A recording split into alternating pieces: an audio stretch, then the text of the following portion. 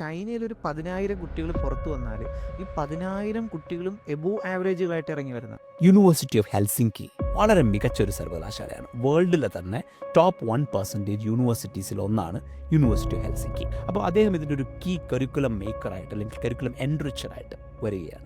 ലോകത്തിലെ ഏറ്റവും മികച്ച 100 യൂണിവേഴ്സിറ്റികളിൽ ഒന്നിലേക്ക് നിങ്ങൾ എത്തുക. അപ്പോൾ അതാണ് U100 എന്ന് പറയുന്നൊരു സംഭവം. ഒരു ഗ്രാമത്തിൽ 10 കുട്ടി. ഇപ്പോൾ നമ്മൾ കേരളത്തിൽ 1064 ഗ്രാമങ്ങളായിട്ടാണ് കേരളത്തിൽ ഇപ്പോൾ നമ്മൾ കാണണമെങ്കിൽ ഓക്കെ, നമ്മൾ എന്ത് ചെയ്യാം, ഒരു ഗ്രാമത്തിൽ നിന്ന് 10 കുട്ടി. അതേപോലെ ഫിൻലാൻഡ് ലോകത്തിലേക്ക് കൊണ്ടുവരുന്ന ഏറ്റവും വലിയ കാര്യം, Finland is the happiest nation in the world. ലോകത്തിലെ എല്ലാ ഹ്യൂമൻ ഡെവലപ്മെന്റ് ഇൻഡെക്സിലും ടോപ്പിൽ നിൽക്കുന്ന അല്ലെങ്കിൽ വൺ ഓഫ് ദി ടോപ്പിൽ നിൽക്കുന്ന രാജ്യങ്ങളിൽ ഒന്നാണ് ഫിൻലാൻഡ്.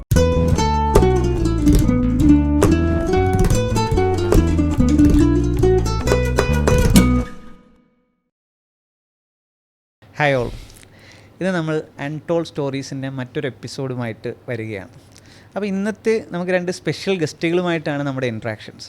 നമ്മുടെ ലൈഫോളജി, കേരളത്തിലൊരു വലിയ ബ്രാൻഡ് 2017 ആരംഭിച്ച് കുട്ടികളുടെ career development, skill development, life സ്കിൽസിൽ ഭയങ്കര ഇമ്പാക്റ്റ് ഉണ്ടാക്കിയൊരു ബ്രാൻഡാണ്. അപ്പോൾ ആ ബ്രാൻഡുമായിട്ട് ടാൽറോപ്പ് കൊളാബ് ചെയ്തിട്ട് എങ്ങനെയാണ് ഈ കോൺസെപ്റ്റ്, ഇതൊക്കെ വലിയ എലൈറ്റ് യൂണിവേഴ്സിറ്റീസിലേക്ക് നമ്മുടെ ഒരു അപ്പർ ക്ലാസ് അല്ലെങ്കിൽ ടോപ്പ് ക്ലാസ് കുട്ടികൾ മാത്രം പോയാൽ പോരാ, നമ്മുടെ ഗ്രാമങ്ങളിലുള്ളവർ കൂടി എത്തണമെന്നൊരു ആശയത്തിൽ ടാൽറോപ്പ് ലൈഫോളജിയുമായിട്ട് കൊളാബറേറ്റ് ചെയ്തിരുന്നു. അപ്പോൾ ഇന്ന് നമ്മൾ ഡിസ്കസ് ചെയ്യുന്നത് എന്തൊക്കെയാണ് ടാൽറോപ്പും ലൈഫോളജിയും കൂടി ഈ ഒരു നാട്ടിൽ, നമ്മുടെ കേരളത്തിൽ ഉണ്ടാക്കാൻ പോകുന്ന ഇമ്പാക്റ്റുകൾ, അല്ലെങ്കിൽ നമ്മൾ എന്താണ് നമ്മുടെ കുട്ടികളുടെ ലൈഫിൽ ഉണ്ടാക്കാൻ പോകുന്ന ഇമ്പാക്റ്റ്, ഇതൊക്കെ ഒന്ന് ഡിസ്കസ് ചെയ്യുക എന്നുള്ളതാണ് ഇന്നത്തെ നമ്മുടെ പോഡ്കാസ്റ്റിൻ്റെ പ്രധാന ലക്ഷ്യം. എൻ്റെ കൂടെ ഉള്ളത് നമ്മുടെ ലൈഫോളജിയുടെ chief executive officer Shri Praveen Parameshwar, അതോടൊപ്പം ലൈഫോളജിയുടെ chief innovation officer Shri Rahul Eshwar. Welcome to our podcast. Thank you sir.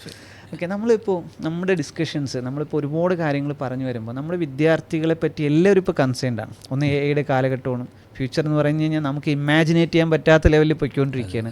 കുട്ടികൾ റെഗുലറായിട്ട് 10ാം ക്ലാസ് കഴിയുന്നു, +2 കഴിയുന്നു, ഡിഗ്രി കഴിയുന്നു, ജോബില്ലാത്തൊരവസ്ഥയിലേക്ക് വരുന്നു. അപ്പോൾ പാരൻസൊക്കെ ഭയങ്കര കൺസേൺഡാണ്, എന്താണ് എൻ്റെ കുട്ടിയെ ചെയ്യിക്കേണ്ടത്. അപ്പോൾ എല്ലാവർക്കും ഒരു കാര്യം അറിയാം, എല്ലാവരും പോകുന്നത് പോലെ പോയിട്ട് ഒന്നും കിട്ടാനില്ല, എല്ലാവരും പോയതുപോലെ പോയാൽ ഇതൊക്കെ തന്നെ കിട്ടാനുള്ളൂ. എന്തോ ഒരു സംവിധാനം വ്യത്യസ്തമായിട്ട് വേണം, എന്ത് എന്ന് ആർക്കും ഒരു ഐഡിയ ഇല്ല. അപ്പോൾ അവിടെ ലൈഫോളജി ഭയങ്കര ഒരു ആശയമാണ് തുടങ്ങി വെച്ച കേരളത്തിൽ, ഒരു റെവല്യൂഷൻ എന്ന് തന്നെ പറയാം. ഇവിടെ നോർമൽ എഡ്യൂക്കേഷൻ സിസ്റ്റത്തിലൊന്നും ലഭ്യമാകാത്തൊരു കോൺസെപ്റ്റ്.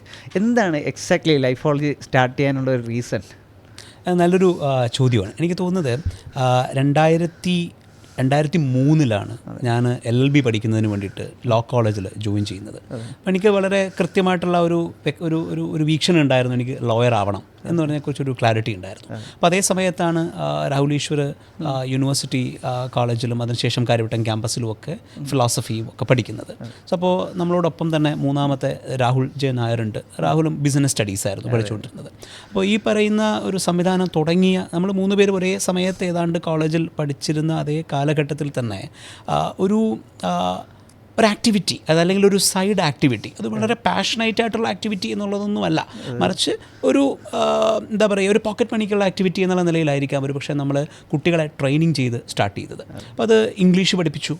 അതിനുശേഷം ഒരു പെർട്ടിക്കുലർ ഡേ ആയി കഴിഞ്ഞപ്പോഴത്തേക്കും അവിടെ ഇൻ്റർവ്യൂവിന് വേണ്ടിയിട്ട് ആൾക്കാരെ ട്രെയിൻ ചെയ്യാനും, ഈ ക്യാമ്പസ് റിക്രൂട്ട്മെൻറ്റിന് വളരെ പീക്ക് നിൽക്കുന്ന ഒരു സമയമാണത്. അപ്പോൾ ആ ക്യാമ്പസ് റിക്രൂട്ട്മെൻറ്റിന് വേണ്ടി ആൾക്കാരെ ട്രെയിൻ ചെയ്യാൻ വേണ്ടിയിട്ടുള്ള ട്രെയിനേഴ്സ് ഇല്ല. അപ്പോൾ നമ്മൾ എന്ത് ചെയ്തു, അവരെ നമ്മൾ ട്രെയിൻ ചെയ്തു. ആ ട്രെയിനിങ്ങിന് വന്ന ആൾക്കാർക്ക് മുഴുവനായിട്ടും പ്ലേസ്മെൻറ്റ് കിട്ടി.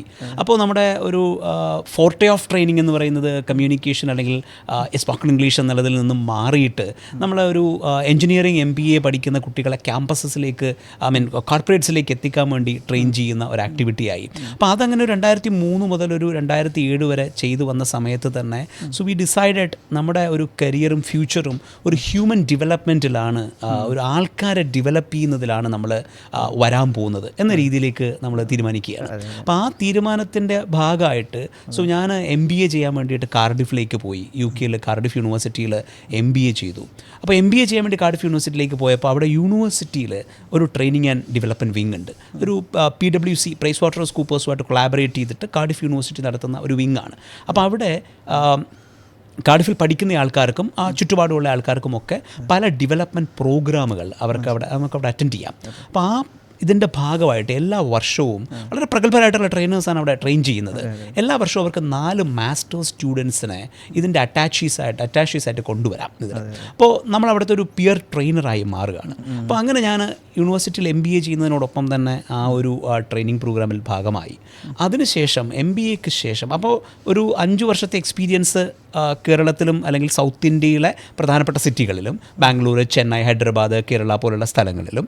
ദെൻ അതിനുശേഷം 1 വർഷത്തെ എക്സ്പീരിയൻസ് UK കഴിഞ്ഞപ്പോഴാണ് ഞാൻ ലണ്ടൻ സ്കൂൾ ഓഫ് ഇക്കണോമിക്സിൽ ഒരു കോഴ്സ് പഠിക്കാമെന്ന് തീരുമാനിക്കുന്നത്. അങ്ങനെ കാർഡിഫിൽ നിന്നും ഞാൻ ലണ്ടൻ സ്കൂൾ ഓഫ് ഇക്കണോമിക്സിലേക്ക് സ്ട്രാറ്റജിക് മാനേജ്മെൻറ്റ് പഠിക്കാൻ പോകുന്നു. രാഹുൽ ഈശ്വർ അതേ സമയത്ത് തന്നെ എന്താ പറയുക, ഗ്ലോബൽ ലീഡർഷിപ്പ് പഠിക്കുന്നതിന് വേണ്ടിയിട്ട് ലണ്ടൻ സ്കൂൾ ഓഫ് ഇക്കണോമിക്സിലേക്ക് വരികയാണ്. അപ്പോൾ അതേ സമയത്ത് രാഹുൽ നായർ വളരെ എസ്റ്റാബ്ലിഷ്ഡ് ആയ രീതിയിൽ കേരളത്തിൽ ട്രെയിനിങ് പ്രോഗ്രാമുകൾ റൺ ചെയ്തുകൊണ്ടിരിക്കുകയാണ്. അപ്പം ഞങ്ങൾ ഈ LSEയിൽ ലണ്ടൻ സ്കൂൾ ഓഫ് ഇക്കണോമിക്സിൽ പഠിക്കുന്ന സമയത്താണ് അപ്പോൾ എന്തായാലും നമ്മുടെ എക്സ്പീരിയൻസ് ഫ്യൂച്ചർ ഹ്യൂമൻ ഡെവലപ്മെൻറ്റിലാണ് എന്ന് നമ്മൾ ഫിക്സ് ചെയ്തു. ദെൻ ആ ഹ്യൂമൻ ഡെവലപ്മെൻറ്റിലേക്ക് പോകുന്ന ഫ്യൂച്ചറിൽ ആൾക്കാരുടെ ലൈഫിലൊരു ട്രാൻസ്ഫോർമേഷൻ ഉണ്ടാക്കുന്നതാണ് നമ്മുടെ മിഷൻ ഓഫ് ലൈഫ് എന്ന രീതിയിൽ നമ്മൾ എന്തായാലും ഫിക്സ് ചെയ്ത് കഴിഞ്ഞു. എന്നാൽ അങ്ങനെയാണെങ്കിൽ നമുക്ക് എന്തുകൊണ്ട് ഒരു വെഞ്ചർ, പല വെഞ്ചേഴ്സിൻ്റെ ഭാഗമായി പോകുന്നതിന് പകരം നമ്മളായിട്ടൊരു വെഞ്ചർ എന്തുകൊണ്ട് സ്റ്റാർട്ട് ചെയ്തുകൂടാ? അങ്ങനെയാണ് ഞങ്ങൾ 3 പേരൂടെ ചേർന്നിട്ട് തോട്ട്സ് അക്കാഡമി എന്നുള്ള ഒരു ഓർഗനൈസേഷൻ 2010 UK നമ്മൾ സ്റ്റാർട്ട് ചെയ്യുന്നത്. 2010 UK നമ്മൾ സ്റ്റാർട്ട് ചെയ്തു. അത് യൂണിവേഴ്സിറ്റിക്കുള്ളിൽ ഇൻക്യുബേറ്റ് ചെയ്തു. വെഞ്ചർ വെയിൽസ് എന്നൊരു ഓർഗനൈസേഷൻ ഉണ്ട്, നമ്മളിവിടുത്തെ സ്റ്റാർട്ടപ്പ് മിഷനൊക്കെ പോലെ. സോ വെഞ്ചർ വെയിൽസ് അതിനൊരു 1 വർഷത്തെ മെൻറ്റോറിങ് തന്നു. അങ്ങനെ ആദ്യമായിട്ട് തോട്ട്സ് അക്കാഡമി എന്നുള്ളൊരു ഒരു പ്രോഗ്രാം നമ്മൾ ഇവോൾവ് ചെയ്യിച്ചു. അപ്പോൾ അതിൻ്റെ ഭാഗമായിട്ട് നമ്മൾ വേൾഡിലെ തന്നെ അറിയപ്പെടുന്ന മാനുഫാക്ചറിങ്, IT, ബാങ്കിങ്, എഡ്യൂക്കേഷൻ ഈ മേഖലയിലുള്ള വിവിധ കമ്പനികൾക്ക് ഒന്നുകിൽ സ്ട്രാറ്റജിക് കൺസൾട്ടേഷൻ HR അതല്ലെങ്കിൽ അവരുടെ ലേണിംഗ് ആൻഡ് ഡെവലപ്മെൻറ്റ് പ്രോഗ്രാമുകൾ ഡെലിവർ ചെയ്യുക, അതല്ലെങ്കിൽ അവരുടെ ലീഡേഴ്സിനെ കോച്ച് ചെയ്യുക. അങ്ങനെ ഒരു 2010 മുതൽ 2017 വരെയുള്ള ഒരു കാലഘട്ടത്തിൽ പൂർണ്ണമായിട്ടും കമ്പനീസിൻ്റെ പല സ്ട്രീമിലുള്ള കമ്പനീസിൻ്റെ എംപ്ലോയീസിൻ്റെ ഡെവലപ്മെൻറ്റാണ് നമ്മൾ UK മിഡിൽ ഈസ്റ്റിലായാലും ഇന്ത്യയിലായാലും നമ്മൾ ഹാൻഡിൽ ചെയ്തുകൊണ്ടിരുന്നത്. അപ്പോൾ കേരളത്തിലുള്ള ഒട്ടുമുക്കാൽ ഏറ്റവും നല്ല ബ്രാൻഡുകളെല്ലാം, ഞാനൊരു പേരുകൾ എടുത്ത് പറയുന്നില്ല, പക്ഷേ പ്രധാനപ്പെട്ട എല്ലാ ബ്രാൻഡുകളും നമ്മുടെ ക്ലയൻസ് ആയിരുന്നു ആ ഒരു സമയത്ത്. സോ ആ പ്രോഗ്രാം ചെയ്തുകൊണ്ടിരുന്നപ്പോൾ നമുക്കൊരു ഇൻട്രസ്റ്റിംഗ് റിയലൈസേഷൻ ഉണ്ടായി. അതായത് ഏത് കമ്പനിയിലേക്ക് നമ്മൾ പോയാലും അവർ നമ്മളെ ഫിക്സ് ചെയ്യാൻ പറയുന്ന എന്ത് പ്രോഗ്രാം ഫിക്സ് ചെയ്യണം എന്നവർ പറയുന്നതിന് സത്യത്തിൽ പല കാരണങ്ങൾ അവർ പറയുന്നുണ്ടാവും. ആൾക്കാർ നന്നായി പെർഫോം ചെയ്യുന്നില്ല, അല്ലെങ്കിൽ ആൾക്കാർക്ക് ഒരുപാട് പൊട്ടൻഷ്യൽ ഉണ്ട് പക്ഷേ അവരത് ചെയ്യുന്നില്ല, ഒരു ടീം സ്പിരിറ്റ് ഇല്ല, അവരുടെ കമ്മ്യൂണിക്കേഷൻ ശരിയല്ല, ഒരു ലീഡർഷിപ്പ് ഡെവലപ്പ് ചെയ്യുന്നില്ല. പക്ഷേ അടിസ്ഥാനപരമായി ഈ പ്രശ്നത്തിനെല്ലാം ഒരു 1 ലൈനർ പ്രോബ്ലമാണ് അവർ പറയാൻ ശ്രമിക്കുന്നത്. ഇവിടെ ഒരാളുണ്ട്, അയാൾക്ക് കുറേ കാര്യങ്ങൾ ചെയ്യാൻ പറ്റും, പക്ഷേ അവൻ പണിയെടുക്കുന്നില്ല, അല്ലെങ്കിൽ അവൻ്റെ പണി പോരാ. ഇതാണ് 100% കമ്പനികളുടെയും ട്രെയിനിങ് നീഡിൻ്റെ 1 ലൈനർ. ഒരാളുണ്ട്, അയാൾക്ക് കൂടുതൽ ചെയ്യാൻ പറ്റും, പക്ഷേ അയാൾ ചെയ്യുന്നില്ല. ഇതാണ് അതിൻ്റെ 1 ലൈനർ. അപ്പോൾ നമുക്ക് എന്ത് ചെയ്യാം? അപ്പോൾ നമ്മളിതിനെ ഡിഗ് ചെയ്ത് കഴിഞ്ഞപ്പോൾ ഇറസ്പെക്റ്റീവ് ഓഫ് അല്ലെങ്കിൽ സ്ട്രീം അഗ്നോസ്റ്റിക് ആയിട്ട് നമ്മൾ നോക്കിക്കഴിഞ്ഞപ്പോൾ ഇതിൻ്റെ ഒരു പ്രധാനപ്പെട്ട പ്രശ്നം വരുന്നത് ഒരു റൈറ്റ് പേഴ്സണാണ്, പക്ഷേ അയാൾ ഇരിക്കുന്നത് റൈറ്റ് പ്ലേസിലല്ല. അപ്പോൾ നമ്മൾ എന്ത് ചെയ്തു? ആൾക്കാർ അറിയാനുള്ള ടൂളുകൾ, ഇപ്പോൾ MBTI, ബെൽബിൻ, ഡിസ്ക്, അങ്ങനെയുള്ള പല അസസ്മെൻറ്റുകളുണ്ട്. അവരെ ഈ തിരിച്ചറിവിനെ ബേസ് ചെയ്തുകൊണ്ട് അവരെ ഗ്രൂം ചെയ്യാൻ കഴിയുന്ന ഇൻ്റർനാഷണൽ കോച്ച് ഫെഡറേഷൻ്റെ കോച്ചിങ് മെത്തഡോളജീസ് ഉണ്ട്. അപ്പോൾ ഇതെല്ലാം നമ്മളതെല്ലാം ട്രെയിൻഡായി. ഒന്നല്ലെങ്കിൽ മറ്റൊരാൾ ഞങ്ങൾ 3 പേരിൽ വന്നു. ഇപ്പോൾ ആ സമയത്ത് നമുക്കൊരു ടീമുണ്ട്. അപ്പോൾ നമ്മൾ അതിലെല്ലാവരും ട്രെയിൻഡായി. ഇത് ഈ പറയുന്ന കാര്യത്തിൽ ട്രെയിൻഡായി കഴിഞ്ഞിട്ട് നമ്മൾ ഓരോ കമ്പനിയുടെയോ ഓർഗനൈസേഷനിലോ നമ്മൾ അസോസിയേറ്റ് ചെയ്യുന്ന സമയത്ത് അവിടെ ഇതിൻ്റെ ആപ്ലിക്കേഷൻസ് നമ്മൾ നോക്കി. അതായത് സെയിൽസിലുള്ള ഒരാളെ കൃത്യമായിട്ട് അയാളെ മനസ്സിലാക്കി അയാൾക്ക് പറ്റുന്നത് അഡ്മിനിസ്ട്രേഷൻ ആണെങ്കിൽ അങ്ങോട്ട് ഷിഫ്റ്റ് ചെയ്താൽ നന്നായിരിക്കുമോ? അഡ്മിനിസ്ട്രേഷനിലുള്ള ഒരാളെ മാർക്കറ്റിങ്ങിലേക്ക് ഷിഫ്റ്റ് ചെയ്താൽ നല്ലതായിരിക്കുമോ? മാർക്കറ്റിംഗിൽ നിൽക്കുന്ന ഒരാളെ HR ഷിഫ്റ്റ് ചെയ്താൽ നല്ലതായിരിക്കുമോ? And that was working phenomenally well. അപ്പോൾ അതിൽ നമ്മൾ മനസ്സിലാക്കിയൊരു കാര്യം എന്താ? The people are right but they are at the wrong places. അവർ തെറ്റായ സ്ഥലത്താണ് ഇരിക്കുന്നത്. അപ്പം നമ്മുടെ കമ്പനിയുടെ അത് 2003 മുതൽ നമ്മൾ ട്രെയിൻ ചെയ്ത് തുടങ്ങിയപ്പോൾ തന്നെ, അതായത് 2005 ആയപ്പോഴത്തേക്കും നമ്മുടെ മനസ്സിനകത്ത് എംബഡഡ് ആയിരിക്കുന്ന ഒരു വിഷൻ എന്ന് പറയുന്നത് തന്നെ lead people to a meaningful future where they enjoy happiness, financial independence, fulfilment and purpose. ഇതായിരുന്നു. അപ്പോൾ നമ്മൾ നടത്തിയ എല്ലാ ട്രെയിനിങ്ങും നമ്മളിപ്പോൾ UST ഗ്ലോബൽ, IBS, അലയൻസ് കോണിൽ, ഹിന്ദുസ്ഥാൻ ലാറ്റെക്സ്, ഇപ്പോൾ കൊച്ചിയിൽ അപ്പോളോ ടയേഴ്സ്, ദെൻ പല ബാങ്കുകൾ, ദെൻ എനിക്ക് തോന്നുന്നു നമ്മൾ കിറ്റെക്സിന് വേണ്ടി നമ്മൾ പ്രോഗ്രാം ചെയ്തിട്ടുണ്ട്. സോ ഈസ്റ്റേണിന് വേണ്ടിയിട്ട് പ്രോഗ്രാം ചെയ്തിട്ടുണ്ട്. അങ്ങനെ പല തരത്തിലുള്ള കേരളത്തിൽ അറിയപ്പെടും. ഇപ്പോൾ കേരള ഗവൺമെൻറ്റിൻ്റെ additional skill acquisition program ASAP എന്ന പ്രോഗ്രാമിന് വേണ്ടിയിട്ട് നമ്മൾ ഇന്ന് ASAP ഒരു വലിയ എൻറ്റിറ്റിയാണ്. നമ്മൾ അതിൻ്റെ ആദ്യഘട്ടത്തിലുള്ള 2100ഓളം ട്രെയിനേഴ്സിനെ നമ്മൾ ട്രെയിൻ ചെയ്തു. CMDക്ക് വേണ്ടിയിട്ട്, കേസിന് വേണ്ടിയിട്ട്, അങ്ങനെ എനിക്ക് തോന്നുന്നു കുടുംബശ്രീക്ക് വേണ്ടിയിട്ട്, അക്ഷയ സെൻറ്റേഴ്സിൻ്റെ ട്രെയിനിങ് പ്രോഗ്രാം, ഇങ്ങനെ കേരളത്തിൽ അറിയപ്പെടുന്ന പല ബ്രാഞ്ചും. അപ്പോൾ ഇവരെല്ലാം നമ്മൾ ചെയ്യുമ്പോഴും ഈ ഒരു ഫിലോസഫിയിൽ റൂട്ട് ചെയ്തുകൊണ്ടാണ് നമ്മൾ പ്രോഗ്രാം ചെയ്തുകൊണ്ടിരുന്നത്. അപ്പോൾ നമ്മൾ ആലോചിച്ചു, ഇതെവിടെയാണ് തുടങ്ങുന്നത്? ഈ തെറ്റായ പാത തിരഞ്ഞെടുക്കുന്നത് എവിടെയാണ് തുടങ്ങുന്നത്? തെറ്റായ പാത തിരഞ്ഞെടുക്കുന്നത് സത്യത്തിൽ സ്കൂളിലല്ലേ? അപ്പോൾ നമ്മൾ ഈ കതിരെ കൊണ്ടേ വളം വയ്ക്കുക എന്ന് പറയുന്നത് പോലെ സ്കൂളും കഴിഞ്ഞ് കോളേജും കഴിഞ്ഞ് 10 വർഷം എക്സ്പീരിയൻസ് ചെയ്തിരിക്കുന്ന ഒരാളുടെ അടുത്ത് നമ്മൾ പോയിട്ട് നീ ഇതല്ല ചെയ്യേണ്ടിയിരുന്നത്, നിനക്ക് തെറ്റിപ്പോയി, നീ ചെയ്യേണ്ടിയിരുന്നത് അതാണ് എന്ന് പറയുമ്പോൾ അവനുണ്ടാകുന്ന ഒരു ഹേർട്ട് ഉണ്ടല്ലോ. അപ്പോൾ നമ്മൾ എന്തുകൊണ്ട് ഈ പ്രോബ്ലം നമുക്ക് നേരത്തെ സോൾവ് ചെയ്തുകൂടാ? അപ്പോൾ അവിടെ നിന്നാണ് നമ്മൾ 2017 ആയപ്പോഴത്തേക്കും നമ്മൾ 2003 തുടങ്ങിയ പണിയാണ്. 2003 മുതൽ 2017 ആയപ്പോഴത്തേക്കും ഏതാണ്ട് 14 വർഷത്തെ എക്സ്പീരിയൻസ് ആയി. അതായത് എനിക്ക് തോന്നുന്നു ഞങ്ങൾ 2017 എന്നൊക്കെ പറയുമ്പോഴത്തേക്കും നമുക്ക് ഏതാണ്ട് 32 വയസ്സുള്ള സമയമാണ്. 32 വയസ്സിൽ ഞങ്ങൾക്ക് 15 വർഷത്തെ എക്സ്പീരിയൻസ് ആയി. ഈ 15-14 വർഷത്തെ എക്സ്പീരിയൻസ് വെച്ചുകൊണ്ട് ഞങ്ങൾ തീരുമാനിച്ചു, എന്നാൽ സ്കൂൾ കുട്ടികൾക്ക് വേണ്ടിയിട്ട് നമുക്ക് എന്തുകൊണ്ട് നമ്മുടെ ഫുൾ എനർജിയും ചാനലൈസ് ചെയ്തുകൂടാം? അപ്പോൾ ഈ 2 വിങ്ങും കൂടെ ഒരുമിച്ച് ഓടിച്ചാൽ അതൊന്നും വേണ്ട, കോംപ്രമൈസ് ചെയ്യണ്ട. നമുക്ക് നമ്മുടെ ഫുൾ ശ്രദ്ധയും ഇതുവരെ നമ്മൾ ക്യാരി ചെയ്ത എല്ലാ എക്സ്പീരിയൻസും എക്സ്പെർട്ടീസും നമ്മൾ ഈ പ്രോബ്ലം സോൾവ് ചെയ്യുന്നതിന് നമ്മൾ ഉപയോഗിക്കുന്നു. ലോകത്തിലെ സ്കൂൾ ഓരോ കുട്ടിയും അവന് ഏറ്റവും ഉചിതമായിട്ടുള്ള ഒരു പാതയിലേക്ക് കടക്കാൻ പറ്റണം. ആ യാത്രയിൽ അവനൊരു ക്ലാരിറ്റി ഉണ്ടാവണം. ആ ക്ലാരിറ്റിയുള്ള യാത്രയിൽ അവന് വളരെ സ്മൂത്തായിട്ട് ട്രാവൽ ചെയ്യാൻ കഴിയുന്ന ഒരു കപ്പാസിറ്റി അവന് ബിൽഡ് ചെയ്ത് കൊടുക്കാൻ പറ്റണം. അപ്പോൾ അതൊരു ഭയങ്കര എക്സൈറ്റിംഗ് ആയിട്ടുള്ള ഒരു പ്രോഗ്രാമായിട്ട് നമുക്ക് തോന്നി. അങ്ങനെ തോന്നിക്കഴിഞ്ഞപ്പോൾ അതിനൊരു പേര് വേണമല്ലോ. അപ്പോൾ നമ്മൾ ആദ്യം കമ്പനിയാണ് രജിസ്റ്റർ ചെയ്തത്. അപ്പോൾ നമ്മുടെ കമ്പനിയുടെ പേര് സെപ്റ്റാമിലെ എന്നാണ്. സെപ്റ്റാമിലെ എന്ന് പറയുന്നത് 7 മൈൽസ് എന്നുള്ളതിൻ്റെ ഫ്രഞ്ച് വേർഡാണ്. അപ്പോൾ 7 മൈൽസ് എവിടെ നിന്ന് തോന്നുന്നു? Escape velocity. അപ്പോൾ ഇത്ര മീറ്റർ പെർ സെക്കൻഡിൽ പോകണം എന്നുള്ള, മൈൽസ് പെർ സെക്കൻഡിൽ പോകണം എന്നുള്ളതാണല്ലോ എസ്കേപ്പ് വെലോസിറ്റി. അവിടെ നിന്നാണ് ഈ 7 മൈൽസ് വന്നത്. അപ്പോൾ ഈ എസ്കേപ്പ് വെലോസിറ്റി എന്ന് പറയുമ്പോൾ ഇവരിന്ന് അവനെ തൊടുത്ത് വിടണം. അപ്പോൾ പിന്നെ ആ ഓർബിറ്റർ അപ്പുറത്തേക്ക് കയറി അങ്ങ് പൊക്കോണം. ഇവിടെ നിന്നായിരുന്നു. അപ്പോൾ അതിനുശേഷം നമ്മൾ ആലോചിച്ചപ്പോൾ 2004-5 സമയത്താണ് ലൈഫോളജി എന്ന വാക്ക് നമ്മൾ ആദ്യമായിട്ട് ഉപയോഗിച്ച് തുടങ്ങുന്നത്. അപ്പോൾ അതിനുശേഷം ഇത്രയും പ്രോഗ്രാമുകൾ ചെയ്തപ്പോഴും നമ്മൾ ആ പേര് ഉപയോഗിച്ചിട്ടില്ല. Because we wanted to reserve it to something which is bigger. So അപ്പോൾ ഈ ഒരു ആശയം വന്നു കഴിഞ്ഞപ്പോൾ നമുക്ക് മനസ്സിലായി this is going to be phenomenally huge. അപ്പോൾ അതിന് നമ്മളെ സപ്പോർട്ട് ചെയ്യാൻ വേണ്ടിയിട്ടും മലയാളികൾ തന്നെ ആയിട്ടുള്ള മിഡിൽ ഈസ്റ്റിൽ വളരെ പ്രധാനപ്പെട്ട കുറച്ച് ആൾക്കാർ അതിൻ്റെ ഇൻവെസ്റ്റേഴ്സായിട്ട് വരുന്നു. അങ്ങനെ നമ്മൾ 2017 രജിസ്റ്റർ ചെയ്ത് 2018 ജനുവരി 16 ഒരു ഗിന്നസ് വേൾഡ് റെക്കോർഡോടുകൂടെ, ബിക്കോസ് നമ്മൾ ചെയ്യുന്നൊരു വലിയ കാര്യമാണല്ലോ. So we wanted to mark our entry. ഒരു ഫിനോമിനൽ സാധനം വെച്ചുകൊണ്ട് നമുക്ക് തുടങ്ങണം, അല്ലെങ്കിൽ ഒരു ഹ്യൂജ് സാധനം വെച്ചുകൊണ്ട് നമുക്ക് തുടങ്ങണമെന്ന് വെച്ചപ്പോഴാണ് നമ്മൾ ഒരു ഗിന്നസ് വേൾഡ് റെക്കോർഡുകൂടെ നമ്മൾ സ്റ്റാർട്ട് ചെയ്യുന്നത്. അപ്പോൾ ലൈഫോളജി എന്ന ആ പേര് നമ്മൾ ആ പ്രോജക്റ്റിന് കൊണ്ടുവരികയാണ്. അപ്പോൾ ഇപ്പോഴും നമ്മുടെ കമ്പനിയുടെ നെയിം സെപ്റ്റാമില്ലയാണ്, നമ്മുടെ ബ്രാൻഡ് നെയിമാണ് ലൈഫോളജി. അപ്പോൾ ലൈഫോളജി എന്താണ്? ബേസിക്കലി സ്കൂളിൽ പഠിക്കുന്ന ഓരോ സ്റ്റുഡൻറ്റിനെയും അവൻ്റെ പാഷൻ, അവൻ്റെ പേഴ്സണാലിറ്റി, അതിനോടൊപ്പം മാർക്കറ്റിലെ പോസിബിലിറ്റി അല്ലെങ്കിൽ ഓപ്പർച്യൂണിറ്റി, പിന്നെ അവനുള്ള പ്രയോറിറ്റി ആൻഡ് പ്രിഫറൻസസ്, ഇത് മനസ്സിലാക്കി ഈ 4 പീസും മനസ്സിലാക്കി ഏറ്റവും കൃത്യമായ ഫ്യൂച്ചർ അവന് പറഞ്ഞു കൊടുക്കുക, അതിലേക്ക് അവനെ ഹാൻഡ് ഹോൾഡ് ചെയ്ത് എത്തിക്കുക, ആ ട്രാവലിനുള്ള ഒരു കോൺഫിഡൻസ് അവനിൽ ബിൽഡ് ചെയ്യുക. ഇതാണ് ബേസിക്കലി ലൈഫോളജി ചെയ്യുന്നത്. അപ്പം ഇതിപ്പോൾ നമ്മൾ UAE-ലാവട്ടെ, ഖത്തർ, കുവൈറ്റ്, ഇന്ത്യ, അങ്ങനെയുള്ള ഈ ഒരു ഏഷ്യൻ സബ് കോണ്ടിനെൻ്റ് ലെവലിൽ വലിയൊരു എസ്റ്റാബ്ലിഷ്മെൻ്റായിട്ട് ലൈഫോളജി വർക്ക് ചെയ്തു. And doing very good. പിന്നെ അവിടെ നമ്മൾ എക്സ്പാൻഡ് ചെയ്തിട്ട് നമ്മൾ ഗവൺമെൻറ് പ്രൊജക്റ്റിലേക്ക് പോയി ലൈഫോളജി ഗോ സ്റ്റാർട്ട് ചെയ്തു. യൂണിവേഴ്സിറ്റിയിലേക്ക് പോയിട്ട് ലൈഫോളജി പ്ലസ് സ്റ്റാർട്ട് ചെയ്തു. ഇതിനൊക്കെ കരിയർ കോച്ചസ് വേണമല്ലോ. So we started our own academy, Lifology academy. So അപ്പം ആ ഒരു രീതിയിലാണ് കറൻ്റ്ലി ലൈഫോളജി പൊയ്ക്കൊണ്ടിരിക്കുന്നത്. ഇതാണ് അതിൻ്റെ ഒരു ഗ്രോത്ത്. അതെ. ശരിക്കും ടാൽറോപ്പ് ലൈഫോളജിയായിട്ട് പാർട്ണർ ചെയ്യുന്ന സമയത്ത് ഒരുപാട് പേര് എൻ്റെ അടുത്ത് ചോദിച്ചു എന്താണ് എക്സാക്ട്ലി നിങ്ങളുടെ ഈ ഒരു കൊളാബറേഷൻ്റെ പേർപ്പസ്. അപ്പോൾ ഞാൻ അവിടുത്തെ പറയുന്ന സംഭവം ടാൽറോപ്പിൻ്റെ ഒരു സിലിക്കൻ വാലി മിഷൻ, അതായത് കാസർഗോഡ് മുതൽ തിരുവനന്തപുരം വരെ ഇങ്ങനെ നടക്കുമ്പോൾ നമ്മൾ ഇൻഫ്രാസ്ട്രക്ചർ, ടാലൻറ്റ്, ഇന്നോവേഷൻ സംഭവിക്കണം. അപ്പോൾ ഇതിൻ്റെ ടാലൻറ്റ്സ് അത്രമേൽ ഇമ്പോർട്ടൻ്റ് ആണ്. അപ്പോൾ നമ്മുടെ സ്കൂളിൽ ടാലൻ്റ് ഉണ്ട്, പക്ഷേ ഈ ടാലൻസിന് ഇൻ്റർനാഷണൽ എക്സ്പോഷർ, ഗ്ലോബൽ സിറ്റീസിനാകണം. അവർക്ക് ലോകത്ത് ഏറ്റവും വലിയ അഡ്വാൻറ്റേജ് ഇന്ന സംവിധാനത്തിൽ പോയാൽ കിട്ടും, അല്ലെങ്കിൽ ഇന്ന സംഭവത്തിൽ പോയാൽ ഇന്ന അഡ്വാൻറ്റേജ് ഉണ്ട് എന്നൊക്കെ അവർ മനസ്സിലാക്കുന്ന സംഭവം ഇവർക്കിത് വളരെ ചെറുതിലേക്ക് കിട്ടണം. അപ്പോൾ നമ്മൾ മനസ്സിലാക്കിയാണ് ഓക്കെ നമ്മുടെ എക്സ്പെർട്ടൈസ് ഉണ്ട്. നമ്മുടെ എക്കോസിസ്റ്റം ഡെവലപ്മെൻറ്റ്സിൽ ടെക്നോളജിയിലൊക്കെയാണ് നമ്മുടെ എക്സ്പെർട്ടൈസ്. പക്ഷേ ഇതിൽ എക്സ്പെർട്ടൈസ് വേണമെങ്കിൽ കരിയറിൽ, കുട്ടികളുടെ കരിയർ വളരെ ചെറുതിലേ ടാപ്പ് ചെയ്ത് അവർക്ക് ഏത് മേഖലയിലേക്ക് പോകണമെന്ന് കൃത്യമായിട്ട് മനസ്സിലാക്കി അതിന് കൊണ്ടുപോകാൻ കഴിയുന്ന എക്സ്പെർട്ടൈസ് വേണം. അപ്പോൾ ടാൽഡ്രോപ്പിൻ്റെ ഒരു കോൺസെപ്റ്റ് തന്നെ യുവർ എക്സ്പെർട്ടൈസ് അവർ എക്കോസിസ്റ്റം എന്ന് പറഞ്ഞിട്ട് നമ്മളൊരു കൊളാബറേഷൻ പോസിബിലിറ്റി പറഞ്ഞു. ചില കാര്യത്തിലൊക്കെ ഇന്നതിൽ ഭയങ്കര എക്സ്പെർട്ടൈസാണ്, അവരുടെ എക്സ്പെർട്ടൈസും നമ്മുടെ എക്കോസിസ്റ്റവും കൂടി കണക്റ്റ് ആകുമ്പോഴാണ് ഇവിടെ ശരിക്കും എന്ത് ചെയ്യുന്നത്, ടാലൻറ്റുകൾ ഡ്രോപ്പ് ചെയ്യപ്പെടുക എന്നുള്ള ആശയം. അവിടെ നമ്മൾ കണ്ടതാണ് ലൈഫോളജി ചെയ്യുന്ന ഒരു സംവിധാനം എത്രത്തോളം ഇമ്പാക്റ്റ് ഉണ്ടാക്കാൻ കഴിയും നമ്മൾ മനസ്സിലാക്കി. അപ്പോൾ നമ്മൾ നോക്കുമ്പോൾ എന്താണ്, നമുക്ക് കേരളത്തിലെ എല്ലാ ഗ്രാമങ്ങളിലും നമ്മളുണ്ട്.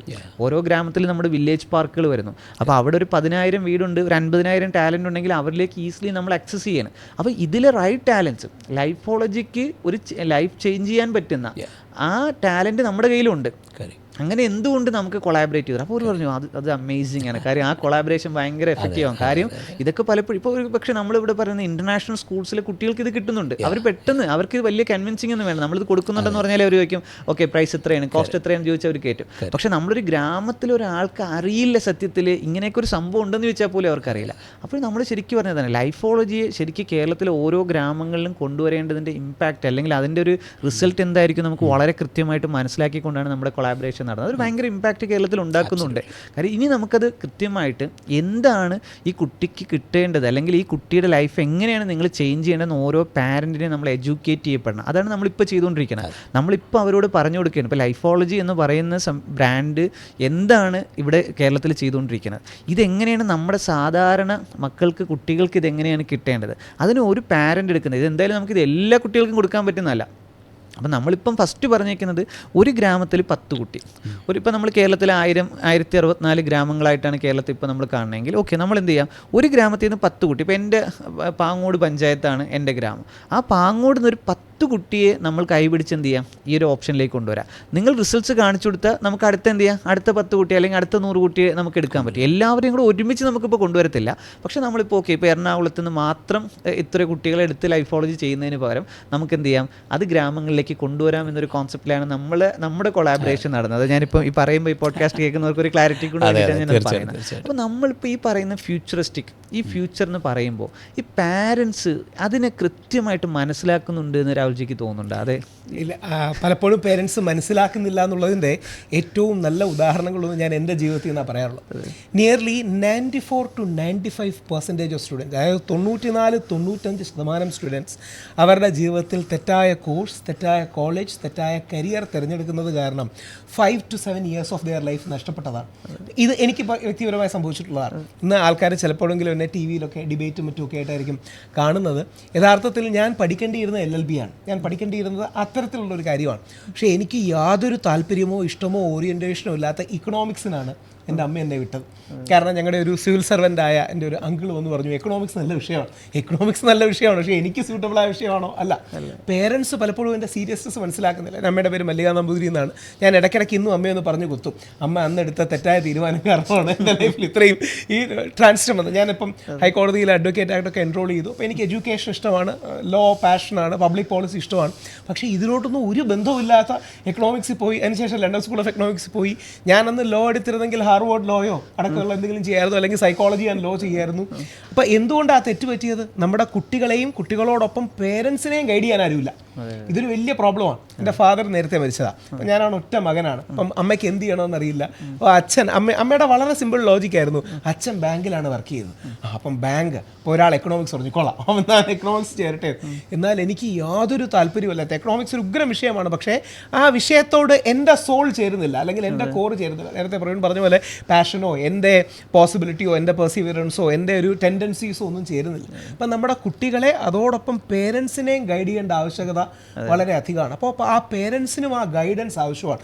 പലപ്പോഴും പേരൻസ് ആണല്ലോ ആ ഏജിലെ ഡിസിഷൻ മേക്കർ. കുറച്ചുകൂടെ പ്രിസൈസ്ലി പറഞ്ഞാൽ ഒരു ടീൻസ് 13 to 19 എന്നുള്ള ഏജ് ഗ്രൂപ്പിൽ നമ്മുടെ സ്റ്റുഡൻസും അവരുടെ പേരൻസും എടുക്കുന്ന തീരുമാനങ്ങളാണ് നെക്സ്റ്റ് ഒരു 30-40 ഇയേഴ്സിലേക്കെങ്കിലും അവരുടെ ലൈഫിൻ്റെ ഒരു ട്രജക്ടറി പാത്ത് പാത തീരുമാനിക്കുന്നത്. അപ്പോൾ ഇനിയും വരുന്ന കുട്ടികൾക്ക് ഈ അബദ്ധം പറ്റുന്നത്. ഞാൻ പലപ്പോഴും നമ്മുടെ ഗവൺമെൻറ് പ്രോജക്ട്സിൻ്റെ ഭാഗമായിട്ട് നവോദയ സ്കൂൾസിൽ CBSE സ്കൂൾസിലൊക്കെ ചെന്ന് സംസാരിക്കും. ഇതിൽ ഏറ്റവും അനുയോജ്യനായ വ്യക്തി ഞാനാണ്, കാര്യം ഇത് എൻ്റെ പേരൻസ് അടക്കം ശരിയല്ലാതാണ് ചെയ്തത്. ഇനിയും വരുന്നൊരു തലമുറയിലെ കുട്ടികളെയെങ്കിലും ഞങ്ങളിപ്പോൾ സൈക്കോമെട്രിക്സ് ചെയ്യുന്നുണ്ട്, വളരെ പ്രോപ്പർ സയൻറ്റിഫിക് ആയിട്ട് ഒരു കുട്ടിയുടെ താല്പര്യം എന്താണ്, പ്രിഫറൻസ് എന്താണ്, പാഷൻ എന്താണ്, കഴിവെന്താണ്, അഭിരുചി എന്താണ്, ഇത് തിരിച്ചറിയുക, അവരെ ഫ്യൂച്ചർ ഗൈഡ് ചെയ്യുക, ആ ഗൈഡ് ചെയ്യാൻ പേരൻസിനെയും പ്രാപ്തമാക്കുക. അത് വളരെ ഇമ്പോർട്ടൻ്റ് ആണ്. അതില്ലെങ്കിൽ people are going to fall down in big ways. ഇപ്പം ഇത് കേൾക്കുന്നവർ പെട്ടെന്ന് അറിയണമെങ്കിൽ നിങ്ങൾക്ക് ചുറ്റും കൂടി നിൽക്കുന്നവരെ നോക്കിയിരുന്നാൽ മതി. നിങ്ങളുടെ ചുറ്റും കൂടി നിൽക്കുന്ന അല്ലെങ്കിൽ ഇത് കേട്ടുകൊണ്ടിരിക്കുന്നവർക്കടക്കം അറ്റ്ലീസ്റ്റ് ഒരു 3 to 5 years of their life time തെറ്റായ കോഴ്സും കോളേജും കരിയറും തിരഞ്ഞെടുത്തത് കാരണം നഷ്ടപ്പെട്ടവരായിരിക്കും. ഇത് കേട്ടോണ്ടിരിക്കുന്നവരിൽ ഒരു 95% അതായിരിക്കും. നമ്മളതിനെ എങ്ങനെ ജസ്റ്റിഫൈ ചെയ്യുന്നറിയോ? അതൊക്കെ ജീവിതത്തിൽ ഒരു ലേണിംഗ് അല്ലേ. പക്ഷേ നമ്മുടെ ജീവിതത്തിലെ ഏറ്റവും നല്ല ഇയേഴ്സിൽ നമ്മൾ പഠിക്കേണ്ട കാര്യങ്ങൾ, എൻ്റെ വൈഫ് ദീപയ്ക്ക് ഇത് തന്നെ സംഭവിച്ചത്. ദീപയ്ക്ക് വിത്ത് ഡ്യൂ റെസ്പെക്ട്, ദീപയ്ക്ക് ഈ പാർക്കിങ്ങിന് പോലും വലിയ ചലഞ്ചാണ്. അതായത് സ്പേഷ്യൽ ഇൻ്റലിജൻസ് കുറവാണ്. ദീപ സിവിലാണ് പഠിച്ചത്. കാര്യം സിവിലാണ് ദീപയ്ക്ക് CET-യിൽ കിട്ടിയത്. എന്നാൽ ദീപയുടെ ഓറിയൻറ്റേഷൻ, അതായത് അവരുടെ പ്രൈഡ് എന്ന് പറഞ്ഞാൽ എൻ്റെ മോള് CET-യിൽ പഠിക്കണമെന്നുള്ളതാണ്. കാര്യം CET-യിൽ സിവിൽ മാത്രമേ അപ്പോൾ അവൈലബിൾ ഉള്ളൂ. എന്നാൽ വേറൊരു കോളേജിൽ ദീപയ്ക്ക് അനുയോജ്യമായ ഒരു കാര്യം കിട്ടുമായിരുന്നു, പക്ഷേ അത് എടുത്തില്ല. അപ്പോൾ ഇത് എന്തുകൊണ്ടാണ്? ഒരുപാട് തെറ്റായ ധാരണകൾ, ബയസസ് നമ്മുടെ പേരൻസ് ഇത് ചൂസ് ചെയ്യുന്നതിലുണ്ട്.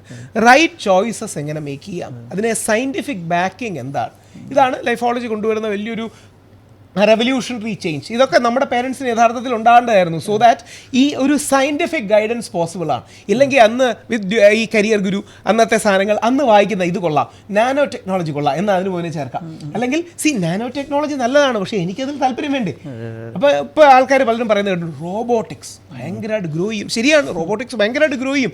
പക്ഷേ എൻ്റെ മോന് റോബോട്ടിക്സിനല്ല ജേർണലിസം ആക്കാനാണ് കോർ ഇൻട്രസ്റ്റ് എങ്കിൽ, അപ്പോൾ അവനെ റോബോട്ടിക്സ് കൊണ്ടുവിട്ടാൽ അവൻ്റെ ലൈഫ്, അവൻ്റെ കരിയർ, അവൻ്റെ റവന്യൂ ഏർണിംഗ് സോഴ്സസ്, അവൻ്റെ മനസ്സമാധാനം, അവൻ്റെ ജീവിതം നമ്മൾ അറിയാതെ തെറ്റായ രീതികളിലേക്ക് നയിക്കുകയാണ്. ഈ ഒരു scientific data backed proper career choices സ്കൂളിലേ നമ്മൾ തുടങ്ങണം എന്നുള്ളതാണ്. ശരിക്കും ഇപ്പോൾ നമ്മുടെ ഒരു പാരൻസിൻ്റെ അടുത്ത് സംസാരിക്കും. ഇപ്പോൾ ഗ്രാമങ്ങളിൽ ഏറ്റവും അധികം ഇറങ്ങി നിന്ന് ഡെവലപ്പ് ചെയ്യുന്നത് കൊണ്ട് തന്നെ ടാൽറോപ്പിന് വളരെ കൃത്യമായിട്ട് അറിയാം പാരൻസ് ഭയങ്കര കൺഫ്യൂസ്ഡ് ആണ്. അപ്പോൾ അവർക്ക് മാറ്റങ്ങൾക്ക് ഭയങ്കര താല്പര്യമുണ്ട്. ഇപ്പോൾ നമ്മൾ പറയും, ഇപ്പോൾ മഹാദേവ് സ്വന്തമായിട്ട് സ്റ്റാർട്ടപ്പ് 19-ാം വയസ്സിൽ തുടങ്ങിയപ്പോൾ, ഇപ്പോൾ മാർക്ക് സുക്കർബർഗ് 19-ാം വയസ്സിലാണ് ഫേസ്ബുക്ക് തുടങ്ങിയത്. പക്ഷേ 8-ാമത്തെ വയസ്സിൽ പഠിച്ചു തുടങ്ങി. അവൻ ടെക്നോളജി കോഡിങ്ങിലാണ് പഠിച്ചു തുടങ്ങിയത്. അപ്പോൾ ഇതേപോലൊരു ടാലൻ്റ് ആയിരുന്നു മഹാദേവ്. അവന് നമ്മൾ 2017 കൃഷ്ണവിലാസ് അപ്പർ പ്രൈമറി സ്കൂളിൽ 11-ാമത്തെ വയസ്സിൽ പിക്ക് ചെയ്തുകൊണ്ടാണ് ഇന്നിപ്പോൾ 7-8 വർഷം കഴിഞ്ഞപ്പോഴേക്കും എന്തായത്, അവൻ്റെ സ്വന്തം സ്റ്റാർട്ടപ്പിലേക്ക് അവൻ എത്താൻ കഴിഞ്ഞത് 19-ാം വയസ്സിലെത്തിയ. അപ്പോൾ ഇതുപോലെ അപ്പോൾ എല്ലാവരും ഈ പറയുന്നതിനൊക്കെ AI റോബോട്ടിക്സിൽ വരേണ്ടവരാണോ എന്ന് ചോദിച്ചാൽ അല്ല. പക്ഷേ എന്താണ് ഇവരുടെ അഭിരുചി എന്ന് ചോദിച്ചാൽ പലർക്കും കൃത്യമായിട്ട് മനസ്സിലാകുന്നില്ല. അപ്പോൾ നമ്മളിപ്പോൾ ലൈഫോളജീനെ ഗ്രാമങ്ങളിലേക്ക് ഇൻട്രൊഡ്യൂസ് ചെയ്യുമ്പോൾ നമ്മൾ വൈക്കിപ്പ് എന്നൊരു കോൺസെപ്റ്റ്, ഇപ്പോൾ ടാൽറോപ്പും ലൈഫോളജിയും കൂടെ ചേർന്ന് വൈക്കിപ്പ് എന്നൊരു പ്രോഗ്രാം നമ്മൾ ഡിസൈൻ ചെയ്ത് U100 എന്നൊരു പ്രോഗ്രാം ഡിസൈൻ ചെയ്ത് കൊണ്ടുവരുമ്പോൾ അതിൽ ഏറ്റവും ചലഞ്ചിങ് ആയിട്ടുള്ള സംവിധാനം എന്ന് പറഞ്ഞു കഴിഞ്ഞാൽ ഇവർ ഓൾറെഡി യൂസ്ഡ് ആണ്. ഈ ഒരു സിലബസും സിസ്റ്റവും യൂസ്ഡ് ആയതുകൊണ്ട് തന്നെ ഒരു ചേഞ്ച് പലപ്പോഴും പാരൻസിന് പെട്ടെന്ന് കിട്ടുന്നില്ല. പക്ഷേ ചില ആളുകളുണ്ട്, എൻ്റെ കുട്ടി എന്തായാലും എനിക്ക് എക്സ്ട്രാ ഓർഡിനറി ആയിട്ട് കൊണ്ടുവരണം, എൻ്റെ കുട്ടിയുടെ അഭിരുചിക്ക് അനുസരിച്ച് കൊണ്ടുവരണം. സത്യത്തിൽ ഇവരാണ് നമ്മൾ പറയുന്ന ആശയത്തിനോട് ഒരു പോസിറ്റീവ് റെസ്പോൺസ് കാണിക്കുന്നത്. മറ്റുള്ളവരെന്താണ് ഓക്കെ ഇങ്ങനെയൊക്കെ അങ്ങ് പോയാൽ മതി. അപ്പോൾ നമ്മളിപ്പോൾ എഡ്യൂക്കേറ്റ് ചെയ്തുകൊണ്ടിരിക്കുന്നത് ഒരു പാരൻറ്റിനെ നമ്മൾ കൊണ്ടുവരികയാണ്. ഇപ്പോൾ വില്ലേജ് പാർക്കിൽ കൊണ്ടുവന്നു ഒരു 20 പേരുടെ പാരൻസിനെ കൊണ്ടുവന്നിട്ട് നമ്മൾ ചോദിക്കുന്നത്, നിങ്ങളുടെ കുട്ടിയെ നിങ്ങൾ എന്താക്കാനാണ് ആഗ്രഹം, നിങ്ങളുടെ ബഡ്ജറ്റ് എങ്ങനെയാണ്, നിങ്ങളുടെ കപ്പാസിറ്റി എന്താണ്. അതിൽ ചില ആളുകൾ പറയുന്നത് നമ്മൾ എക്സൈറ്റഡ് ആണ്. അതായത് അവർ പറയുന്നത് എന്താണ്, എൻ്റെ കുട്ടിയെ ഇങ്ങനെ +2 കഴിഞ്ഞിട്ട് ഞാൻ വിദേശത്ത് വിട്ട് തന്നെയാണ് പഠിപ്പിക്കാൻ ഉദ്ദേശിക്കുന്നത്. അപ്പോൾ ഒരു 10-60 ലക്ഷം രൂപ, എനിക്കറിയാം അവിടെയൊക്കെ പഠിക്കണമെങ്കിൽ 10-60 ലക്ഷം രൂപ ആവും, ഞാൻ 60 ലക്ഷം രൂപ അതിന് ഞാൻ ഇന്നൊരു കുറച്ച് വസ്തുവൊക്കെ വിൽക്കാനുള്ള പ്ലാനുണ്ട്, വിറ്റ് എനിക്ക് അവിടെ ആക്കണമെന്ന് പറയുമ്പോൾ നമ്മൾ ചോദിക്കും, ഓക്കെ നിങ്ങൾ എന്താണ് സ്റ്റഡി അബ്രോഡ് ഉദ്ദേശിക്കുന്നത്? അത് UK പോകണം. ശ്രദ്ധിച്ചിട്ടുണ്ടെങ്കിൽ പണ്ട് നമ്മുടെ കുട്ടികൾ ഇവിടുന്ന് പുറത്ത് പോകുന്ന ഹാർവാർഡ്, ഓക്സ്ഫോർഡ്, സ്റ്റാൻഫോർഡ്, MIT ഏത് യൂണിവേഴ്സിറ്റി പോകുന്നു എന്നുള്ളതാണ്. ഇപ്പോൾ യൂണിവേഴ്സിറ്റിയൊക്കെ വിട്ടു, ഇപ്പോൾ ആളുകൾ പോകുന്നത് കാനഡയിൽ പോവാം, അതുപോലെയായി. അപ്പോൾ ഇവിടെ നമുക്ക് അവരെ എഡ്യൂക്കേറ്റ് ചെയ്യുമ്പോൾ നമ്മൾ അത്യാവശ്യം നല്ല ശ്രമകരമായ പണി നമ്മൾ എടുക്കണം. ഇപ്പോൾ ടാൽറോപ്പ് ചെയ്യുന്നത് എന്താണെന്ന് വെച്ചാൽ ഒരു വില്ലേജ് പാർക്കിലേക്ക് ഒരു 20 പാരൻസിനെ കൊണ്ടുവരികയാണ്. എൻ്റെ ലൈഫോളജിയുടെ മെൻറ്റേഴ്സിനെ കൊണ്ടുവന്നിട്ട് ഇനി എന്ത് ചെയ്യണം, ഓക്കെ 20 പേരെ മുമ്പിൽ ഇരുത്തി തരികയാണ്, ലൈഫോളജിയുടെ മുമ്പിൽ ഇരുത്തി തരികയാണ്.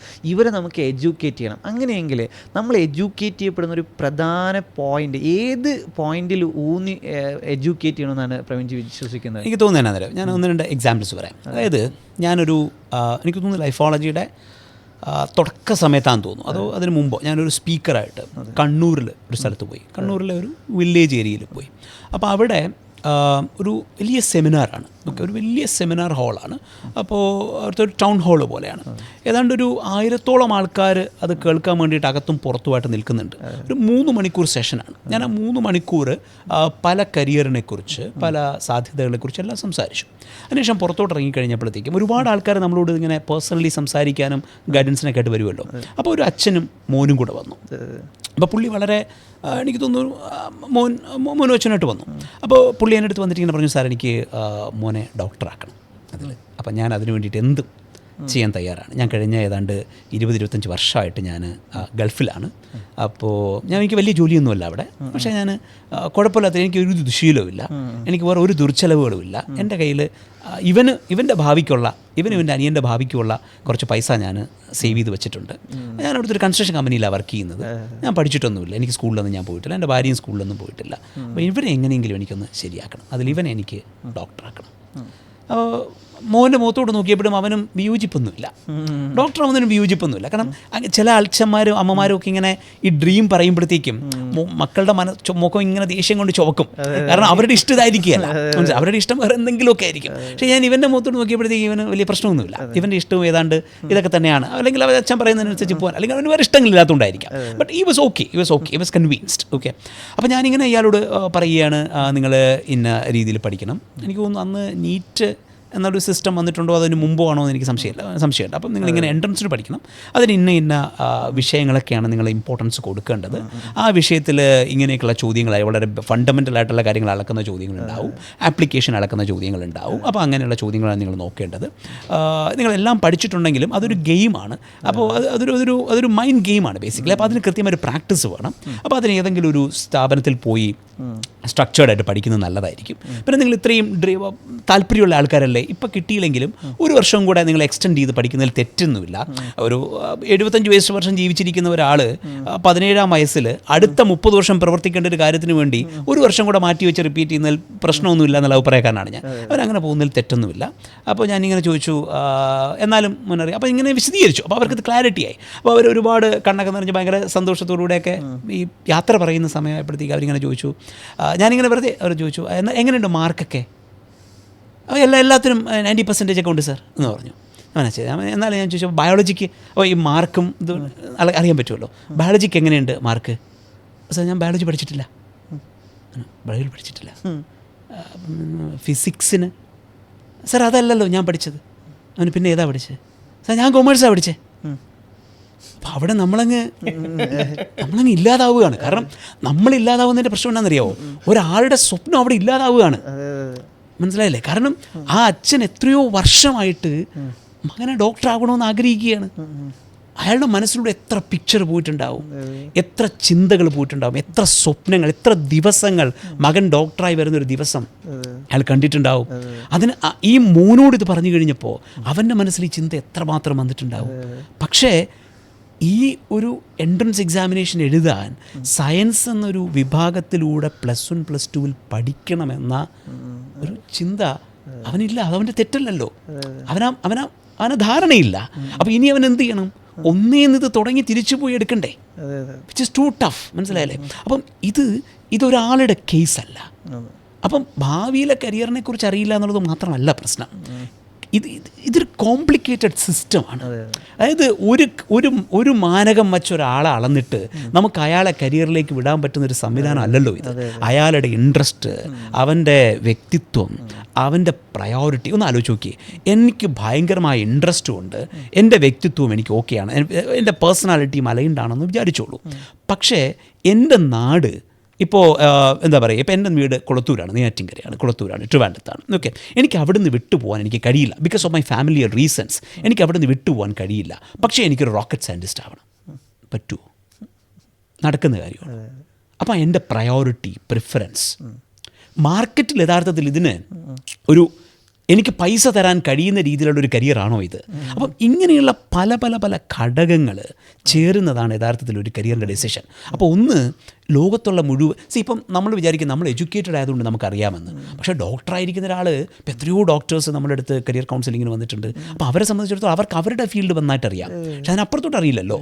കമ്പ്യൂട്ടർ എഞ്ചിനീയേഴ്സിന് അവരുടെ ഫീൽഡ് നന്നായിട്ട് അറിയാം, പക്ഷേ അതിനപ്പുറത്തേക്ക് അറിയില്ലല്ലോ. അപ്പോൾ നമുക്ക് എന്താ വേണ്ടിയത്? ഭാവിയിൽ മൊത്തത്തിൽ നടക്കുന്ന കരിയറിൻ്റെ സാധ്യതകളെക്കുറിച്ച് ഓരോ പാരൻറ്റിനും കുട്ടിക്കും ഒരു ധാരണയുണ്ടാവണം. 2, എൻ്റെ വ്യക്തിത്വം, എൻ്റെ കഴിവ്, എൻ്റെ കുറവ്, എൻ്റെ ഓറിയൻറ്റേഷൻ, ഇതിനെക്കുറിച്ച് എനിക്കൊരു ധാരണയുണ്ടാവണം. എൻ്റെ പാഷൻ അല്ലെങ്കിൽ ഇൻട്രസ്റ്റ് അതുണ്ടെങ്കിൽ 17 വയസ്സായിട്ടുള്ള ഒരു കുട്ടിക്ക് ഭയങ്കര പാഷൻ ഉണ്ടായിക്കൊള്ളണമെന്നോ ഒരു പാഷൻ ഉണ്ട് എന്ന് കരുതി അത് തന്നെ കരിയറായി മാറ്റണമെന്നോ യാതൊരു നിർബന്ധവുമില്ല. പക്ഷേ എൻ്റെ പാഷനെക്കുറിച്ച് എനിക്കൊരു ധാരണയുണ്ടാവണം.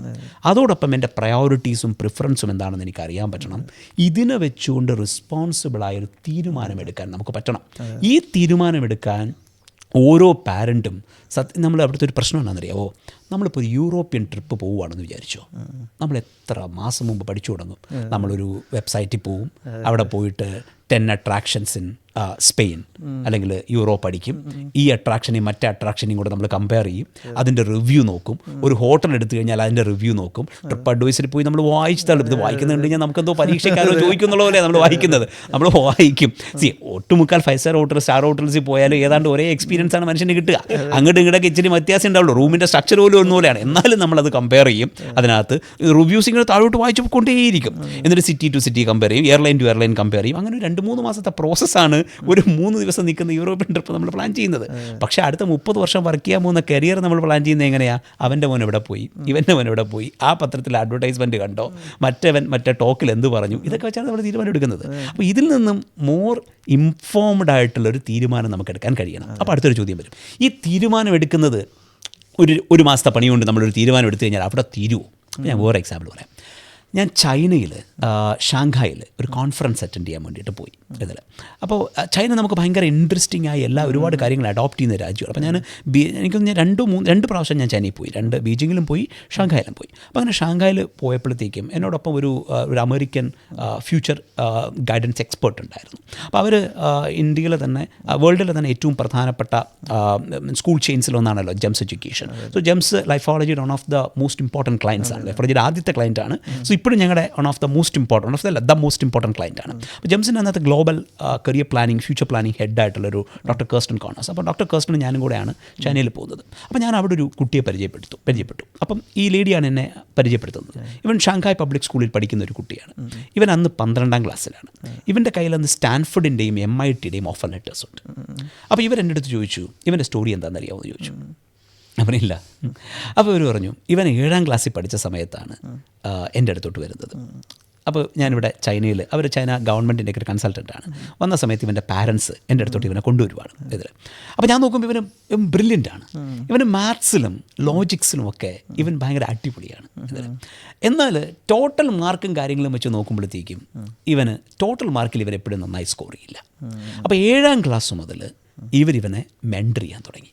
അപ്പോൾ ഇവന് ഒരു മാത്സിൽ അടിപൊളിയാണ്, പക്ഷെ അതിനപ്പുറത്തേക്ക് മാർക്ക് ടോട്ടൽ കുറവാണ്. ആൾക്കാരോട് ഇടപെടാനായിട്ട് അവന് പറ്റുന്നില്ല. ഇവന് ഒന്നും ചെയ്ത് അങ്ങോട്ട് ഫലിപ്പിക്കാനുള്ളൊരു കോൺഫിഡൻസ് ഇല്ല. അപ്പോൾ അങ്ങനെ ഒരുപാട് പ്രശ്നങ്ങളാണ്. പക്ഷേ അവന് ഒരു സ്കില്ലുണ്ട്, മാത്ത് ഉണ്ട്. അപ്പോൾ ഇവരിത് മനസ്സിലാക്കിയതിന് ശേഷം ഇവരെന്ത് ചെയ്തു, ഇവൻ്റെ ആ ഏരിയയിൽ എവിടെയൊക്കെ ഇവനെ പ്ലേസ് ചെയ്യാൻ പറ്റുമെന്ന് നോക്കി. അപ്പോൾ ഇവന് പാഷനായിട്ടുള്ള മറ്റൊന്നെന്ന് പറയുന്നത് ബ്രിഡ്ജ് ഗെയിം കളിക്കുക എന്നുള്ളത് ഇവന് ഭയങ്കര ഇൻട്രസ്റ്റ് ആണ്. അപ്പോൾ ഇവനെ ആ ഗെയിമിൽ പ്രോത്സാഹിപ്പിച്ചു. ഇവൻ അവിടുത്തെ ഷാങ്ഹായിലൊരു സിറ്റി കോർപ്പറേഷൻ ലിമിറ്റിലെ ഒരു ജൂനിയർ ബ്രിഡ്ജ് ചാമ്പ്യനായിട്ട് മാറി. ദെൻ അതിനുശേഷം ഈ മാത്തിൻ്റെയും ലോജിക്കിൻ്റെയും ബേസ് വെച്ചിട്ട് ഇവനെ മെഷീൻ ലേണിങ്ങിൻ്റെയും AIയുടെയും ഒരു കോഴ്സിലേക്ക്. സോ അന്ന് ഇവൻ്റെ പാരൻസൊക്കെ ബാങ്കേഴ്സാണ്. അപ്പോൾ അവർ മെഷീൻ ലേണിംഗ് AI എന്ന് വലുതായിട്ട് കേട്ടിട്ടൊന്നുമില്ല. അപ്പോൾ ഈ ലേഡിക്ക് മനസ്സിലായി ഇതാണ് ഇവൻ്റെ ഏരിയ എന്ന്. അത് ഞാനിവരെ കാണുന്നത് 2019 ഞാനിവനെ കാണുന്നത് 2019 ഇവൻ 12ാം ക്ലാസ്സിലാണ്. അതായത് ഇവനെ തുടങ്ങുന്നത് 7ാം ക്ലാസ്സിലാണ്. അതായത് 2015 ഇവനെ ഏതാണ്ട് സ്റ്റാർട്ട് ചെയ്യുന്നതെന്ന് തോന്നുന്നു. 2015-14 ആയിരിക്കും ഇവരുമായിട്ട് സ്റ്റാർട്ട് ചെയ്യുന്നത്. അന്ന് അവർക്ക് ആ ലേഡിക്ക് മനസ്സിലായി, സോ ഇവന് AIയിലും മെഷീൻ ലേണിങ്ങും ഒരു ഗ്രോയിങ് ഫീൽഡാണ്. ഇവൻ പഠിക്കാനുള്ള സമയം എത്തുമ്പോഴത്തേക്കും അത് അടിപൊളി മേഖലയായിട്ട് മാറിയിട്ടുണ്ടാവും. അതിലോട്ട് ഇവൻ എത്തിക്കണമെന്ന് മനസ്സിലായി. അങ്ങനെ 7ാം ക്ലാസ് മുതൽ ഇവനെ ബ്രിഡ്ജിൻ്റെ ഗെയിമിൽ ഇവൻ മിടുക്കനായി അവൻ ജൂനിയർ ചാമ്പ്യനായി. At the same time parallelly ഇവരെന്ത് ചെയ്തു, ഇവനെ AIയിലും മെഷീൻ ലേണിങ്ങിലുള്ള കുഞ്ഞു കോഴ്സുകൾ പഠിപ്പിച്ചു കൊണ്ടുവന്നു. അതിനോടൊപ്പം അവൻ്റെ പ്രസൻറ്റേഷൻ സ്കിൽസ്, കമ്മ്യൂണിക്കേഷൻ സ്കിൽസ്, ആൾക്കാരെ ഫേസ് ചെയ്യാനുള്ള കോൺഫിഡൻസ്, ഇതെല്ലാം ബിൽഡ് ചെയ്തു. അതിനുശേഷം ഇവൻ 10-11 ക്ലാസ്സിൽ എത്തിക്കഴിഞ്ഞപ്പോൾ ഈ ഗെയിമിൻ്റെ ഔട്ട്കം പ്രെഡിക്റ്റ് ചെയ്യാൻ കഴിയുന്ന, സിനാരിയോസ് എക്സ്പ്ലെയിൻ ചെയ്ത് കൊടുത്താൽ ഔട്ട്കം പ്രെഡിക്റ്റ് ചെയ്യാൻ കഴിയുന്ന ഒരു ആൽഗോരിതം ഇവൻ ഡെവലപ്പ് ചെയ്യുവാണ്. അത് ഇവനൊരു വലിയ കോൺഫറൻസിൽ പ്രസൻറ്റ് ചെയ്യുവാണ്. അതവിടുത്തെ പത്രത്തിലൊരു വാർത്തയായി വരുന്നു. ഈ ട്രാക്ക് റെക്കോർഡോടുകൂടെയാണ് എന്നിട്ട് ഇത് ഒരു ജേർണലിൽ, ഒരു അക്കാഡമിക് ജേർണലിൽ ഇവർ തന്നെ ബ്രിഡ്ജ് ചെയ്തിട്ട് ഇത് പബ്ലിഷ് ചെയ്ത് വരുന്നു.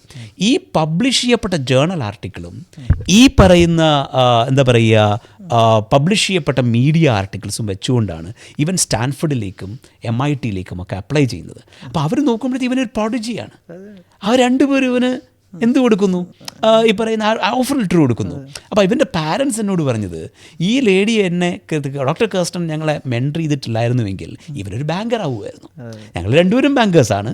ഇവൻ മാത്സിൽ മിടുക്കനാണ്, സ്വാഭാവികമായിട്ട് ഇവനൊരു ബാങ്കർ ആവുമായിരുന്നു. പക്ഷേ ആ ബാങ്കർ ഒരിക്കലും MIT-യിൽ നിന്നോ സ്റ്റാൻഫോർഡിൽ നിന്നോ AI-യിലെയോ കമ്പ്യൂട്ടർ സയൻസിൻ്റെയോ കാര്യത്തിൽ പഠിച്ചിറങ്ങി ഒരു ടോപ്പ് പ്രൊഫൈൽ വേൾഡിൻ്റെ 1% എത്തുന്ന ഒരുത്തനായി മാറില്ല ഇതിൽ. അപ്പോൾ സഫർ ചോദിച്ചത് എന്താണ് യഥാർത്ഥത്തിൽ നമ്മൾ അറിഞ്ഞിരിക്കേണ്ടത് എന്നുള്ളതാണ്. ഞാൻ ഇതിൻ്റെ തന്നെ മറ്റൊരു എക്സാമ്പിൾ പറയാം ഇതിനകത്ത്. അതായത് കുട്ടികളെങ്ങനെ ഇതിപ്പോൾ ചൈനയിൽ മാത്രം നടക്കുന്ന കാര്യമാണോ? അല്ല. ലൈഫോളജി മെൻറ്റർ ചെയ്ത ഒരു സ്റ്റുഡൻ്റ് ഉണ്ട്, ബാംഗ്ലൂരിലുള്ള ഒരു സ്കൂളിൽ പഠിക്കുന്ന ഒരു സ്റ്റുഡൻ്റ് ആയിരുന്നു. അപ്പോൾ ആ കുട്ടി ഇന്ന് മെഡിക്കൽ MBBS പഠിക്കുവാണ്. ബാംഗ്ലൂർ തന്നെ ഒരു മെഡിക്കൽ കോളേജിൽ MBBS പഠിക്കുവാണ്. അപ്പം ഞങ്ങളുടെ അടുത്ത് ഈ സ്റ്റുഡൻറ്റ് എനിക്ക് 2024 അവൾ MBBS കയറുകയാണ്. ഓക്കെ, ഈ കുട്ടി നമ്മുടെ അടുത്തേക്ക് വരുന്നത് 2020 ഞങ്ങൾ ഈ കോവിഡ് ടൈമിൽ 2020-21 ലൈഫോളജി കുറേ വളരെ ഇൻട്രസ്റ്റിംഗ് ആയ പരിപാടി നടത്തിയതിൽ ഒന്ന് ലൈഫോളജി ഗ്ലോബൽ ഫെലോഷിപ്പ് എന്നൊരു പ്രോഗ്രാമായിരുന്നു. ലൈഫോളജി ഗ്ലോബൽ ഫെലോഷിപ്പ് എന്ന് പറയുന്നത് വേൾഡിലെ നമ്മൾ ഇന്ത്യൻ സ്റ്റുഡൻസിനെ ഫോക്കസ് ചെയ്തതാണ്. പക്ഷേ വേൾഡിൽ എവിടെയുള്ള ഇന്ത്യൻ സ്റ്റുഡൻസിൽ നിന്നും 10,000 പേരെ നമ്മൾ എടുക്കുന്നു. ആ 10,000 പേരെ നമ്മളൊരു മെൻറ്ററിങ്ങിലൂടെ, ഡിജിറ്റൽ മെൻറ്ററിങ്ങിലൂടെ കൊണ്ടുപോകുന്നു. സമയമുണ്ട്, നമുക്ക് കുട്ടിക്ക് സമയമുണ്ട്, കാരണം കോവിഡാണല്ലോ, വെറുതെ വീട്ടിലിരിക്കുവാണല്ലോ. ഒരു ഡിജിറ്റൽ മെൻറ്ററിങ്ങിലൂടെ കൊണ്ടുപോകുന്നു. അതിൽ നിന്ന് 1000 പേരെ പിക്ക് ചെയ്തിട്ട് നമ്മളൊരു 1000 എന്താ പറയുക ഒരു ഗ്രൂപ്പ്, ഒരു 1000-ൻ്റെ ഒരു ഗ്രൂപ്പിനെ, ടോപ്പ് 1000-ൻ്റെ ഒരു ഗ്രൂപ്പിനെ കൊണ്ടുവരുന്നു. അവർക്ക് നമ്മൾ കൂടുതൽ മെൻറ്ററിങ് കൊടുക്കുന്നു. ആ 1000-ൽ നിന്ന് നമ്മളൊരു 18 പേരെ എടുത്ത് ലൈഫോളജി 18 ആക്കുന്നു. ദെൻ ആ 18 പേരിൽ നിന്ന് നമ്മളൊരു 7 പേരെ എടുത്തിട്ട് അവർക്ക് നമ്മൾ Nikola Tesla award, Einstein award, Anne Frank award, അങ്ങനെയുള്ള കുറച്ച് അവാർഡ്സും പ്രൊഫൈൽ ബിൽഡിംഗ് ഓപ്പർച്യൂണിറ്റീസും കൊടുക്കുന്നു. ഇതിൽ ഏറ്റവും മികച്ച ഒരു കുട്ടിയെ നമ്മളൊരു ഓൾ പേ ട്രിപ്പിന് നാസയിലേക്ക് അയക്കുന്നു. ഇങ്ങനെ ഒരു പ്രോഗ്രാം എടുത്തിരുന്നു. ഈ ലൈഫോളജി ഗ്ലോബൽ ഫെലോഷിപ്പിന് 2020-21 ഉള്ള നമ്മുടെ എഡിഷനിൽ വന്നൊരു കുട്ടിയാണിത്. ഓക്കെ, അപ്പോൾ ഈ കുട്ടി അന്നു മുതൽ നമ്മളോട് സംസാരിച്ചപ്പോൾ തന്നെ ഷി വാസ് എക്സ്ട്രീംലി ഫോക്കസ്ഡ്.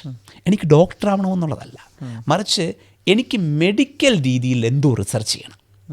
അപ്പോൾ നമ്മുടെ മെൻറ്റേഴ്സ് ഈ കുട്ടിയുമായിട്ട് ഇൻട്രാക്ട് ചെയ്യുകയാണ്, ഡിസ്കസ് ചെയ്യുകയാണ്. അപ്പോൾ അവിടുന്ന് നമുക്ക് നമ്മുടെ മെൻറ്റേഴ്സിനും മനസ്സിലായി ഈ സ്റ്റുഡൻറ്റ് ഒരു കൺസൾട്ട് ചെയ്യുന്ന ഡോക്ടർ ആവുകയല്ല, മറിച്ച് മെഡിക്കൽ രീതിയിൽ വളരുന്ന ഒരു റിസർച്ചറായി മാറുകയാണ് ഈ കുട്ടി ചെയ്യാൻ പോകുന്നത് എന്നുള്ളൊരു ഐഡിയ കിട്ടി. അപ്പോൾ നമ്മൾ ഈ കുട്ടിയെക്കുറിച്ച് എക്സ്പ്ലോർ ചെയ്ത് എന്ത് ചെയ്യാം. അങ്ങനെ നമുക്ക് ജെനറ്റിക്സ് ഒരു വളരെ ഇവോൾവിങ് ഫീൽഡാണ്. നമ്മൾ AI റോബോട്ടിക്സ് ഒക്കെ പറയുമെങ്കിലും ഇതിൻ്റെ സഹായത്തോടുകൂടെ വളർന്നുകൊണ്ടിരിക്കുന്ന ഒരു വമ്പൻ മേഖല ജെനറ്റിക്സ് ആണ്, ബയോസയൻസസിൽ. അപ്പോൾ ജെനറ്റിക്സ് ഒരു മേഖലയാണ്. അപ്പോൾ ഈ കുട്ടിക്ക് അങ്ങനൊരു ഫ്യൂച്ചർ ഓറിയൻറ്റേഷൻ നമ്മൾ സെറ്റ് ചെയ്തു. ദെൻ അതിനുശേഷം ഈ ഒരു ടോപ്പ് യൂണിവേഴ്സിറ്റിയിലേക്ക് കയറുക എന്നുള്ളത് മാത്രമല്ല, ഈ സമയം മുതലേ ഒരു മൈൻഡ് സെറ്റ് ആവണമല്ലോ. അപ്പോൾ അതിനനുസരിച്ചിട്ടുള്ള ഇൻറ്റേൺഷിപ്പുകൾ, ഹോസ്പിറ്റലിലും റിസർച്ച് സെൻറ്റേഴ്സിലുള്ള ഇൻറ്റേൺഷിപ്പുകൾ, സമ്മർ വർക്ക് എക്സ്പീരിയൻസസ്, ബാംഗ്ലൂരിലുള്ള ജനറ്റിക്കിൻ്റെ പ്രൊഫഷണൽസിൻ്റെ അസോസിയേഷൻ്റെ സ്റ്റുഡൻറ്റ് വിങ്ങിലേക്ക് ഈ കുട്ടി മെമ്പറാവുന്നു. അപ്പോൾ ഈ കുട്ടിക്ക് അപ്പോൾ കുറച്ചുകൂടെ അയാൾക്ക് മനസ്സിലേക്ക് വന്നു, എനിക്ക് മെഡിസിൻ മാത്രം പോരാ, ജെനറ്റിക്സും മെഡിസിനും ക്യാൻസറിലായിരിക്കണം എൻ്റെ റിസർച്ച്. അങ്ങനെ നോക്കുമ്പോഴത്തേക്കും ക്യാൻസറിൻ്റെ ഒരു സൊസൈറ്റിക്ക് ഒരു സ്റ്റുഡൻറ്റ് വിങ് അവിടെ കിട്ടിയില്ല. അപ്പോൾ ഇവിടെ തന്നെ ഒരെണ്ണം സ്റ്റാർട്ട് ചെയ്യുന്നു. ഒരെണ്ണം സ്റ്റാർട്ട് ചെയ്ത് അതിൻ്റെ ബാംഗ്ലൂർ ചാപ്റ്റർ പ്രസിഡൻ്റ് ആകുന്നു. അതിലേക്ക് കുട്ടികളെ കൊണ്ടുവരുന്നു. അങ്ങനെ നാച്ചുറലി അതിനോടൊപ്പം നമ്മുടെ കമ്മ്യൂണിക്കേഷൻ, അവരുടെ ഒരു മൈൻഡ് സെറ്റ് ചെയ്യുക, ഒരു ഗ്ലോബലി നടക്കുന്ന ഒരു വിഷൻ എന്താണെന്ന് മനസ്സിലാക്കുക. അപ്പോൾ ഈ ഒരു രീതിയിലൊരു ട്രാക്കിലൂടെ കടന്നു പോവുകയും ഇന്നൊരു എക്സെപ്ഷണലി വെൽ മെഡിക്കൽ സ്റ്റുഡൻ്റ് ആണ് ആ കുട്ടി, വിത്ത് ക്ലിയർ ഫോക്കസ്, ഞാൻ എന്താ ചെയ്യാൻ പോകുന്നത്. അപ്പോൾ ഈ 3 കാര്യങ്ങളെ നമ്മളൊന്ന് ഒന്നിപ്പിക്കണം. അതായത് ഒരു പാരൻറ്റിനും കുട്ടിക്കും എന്താണ് അവൻ പോകാൻ പോകുന്ന ട്രാക്ക് എന്നുള്ളതിനെക്കുറിച്ച് കൃത്യമായ ധാരണ വേണം. ധാരണ കൊണ്ട് മാത്രം നമ്മളിവിടെ എത്തില്ല.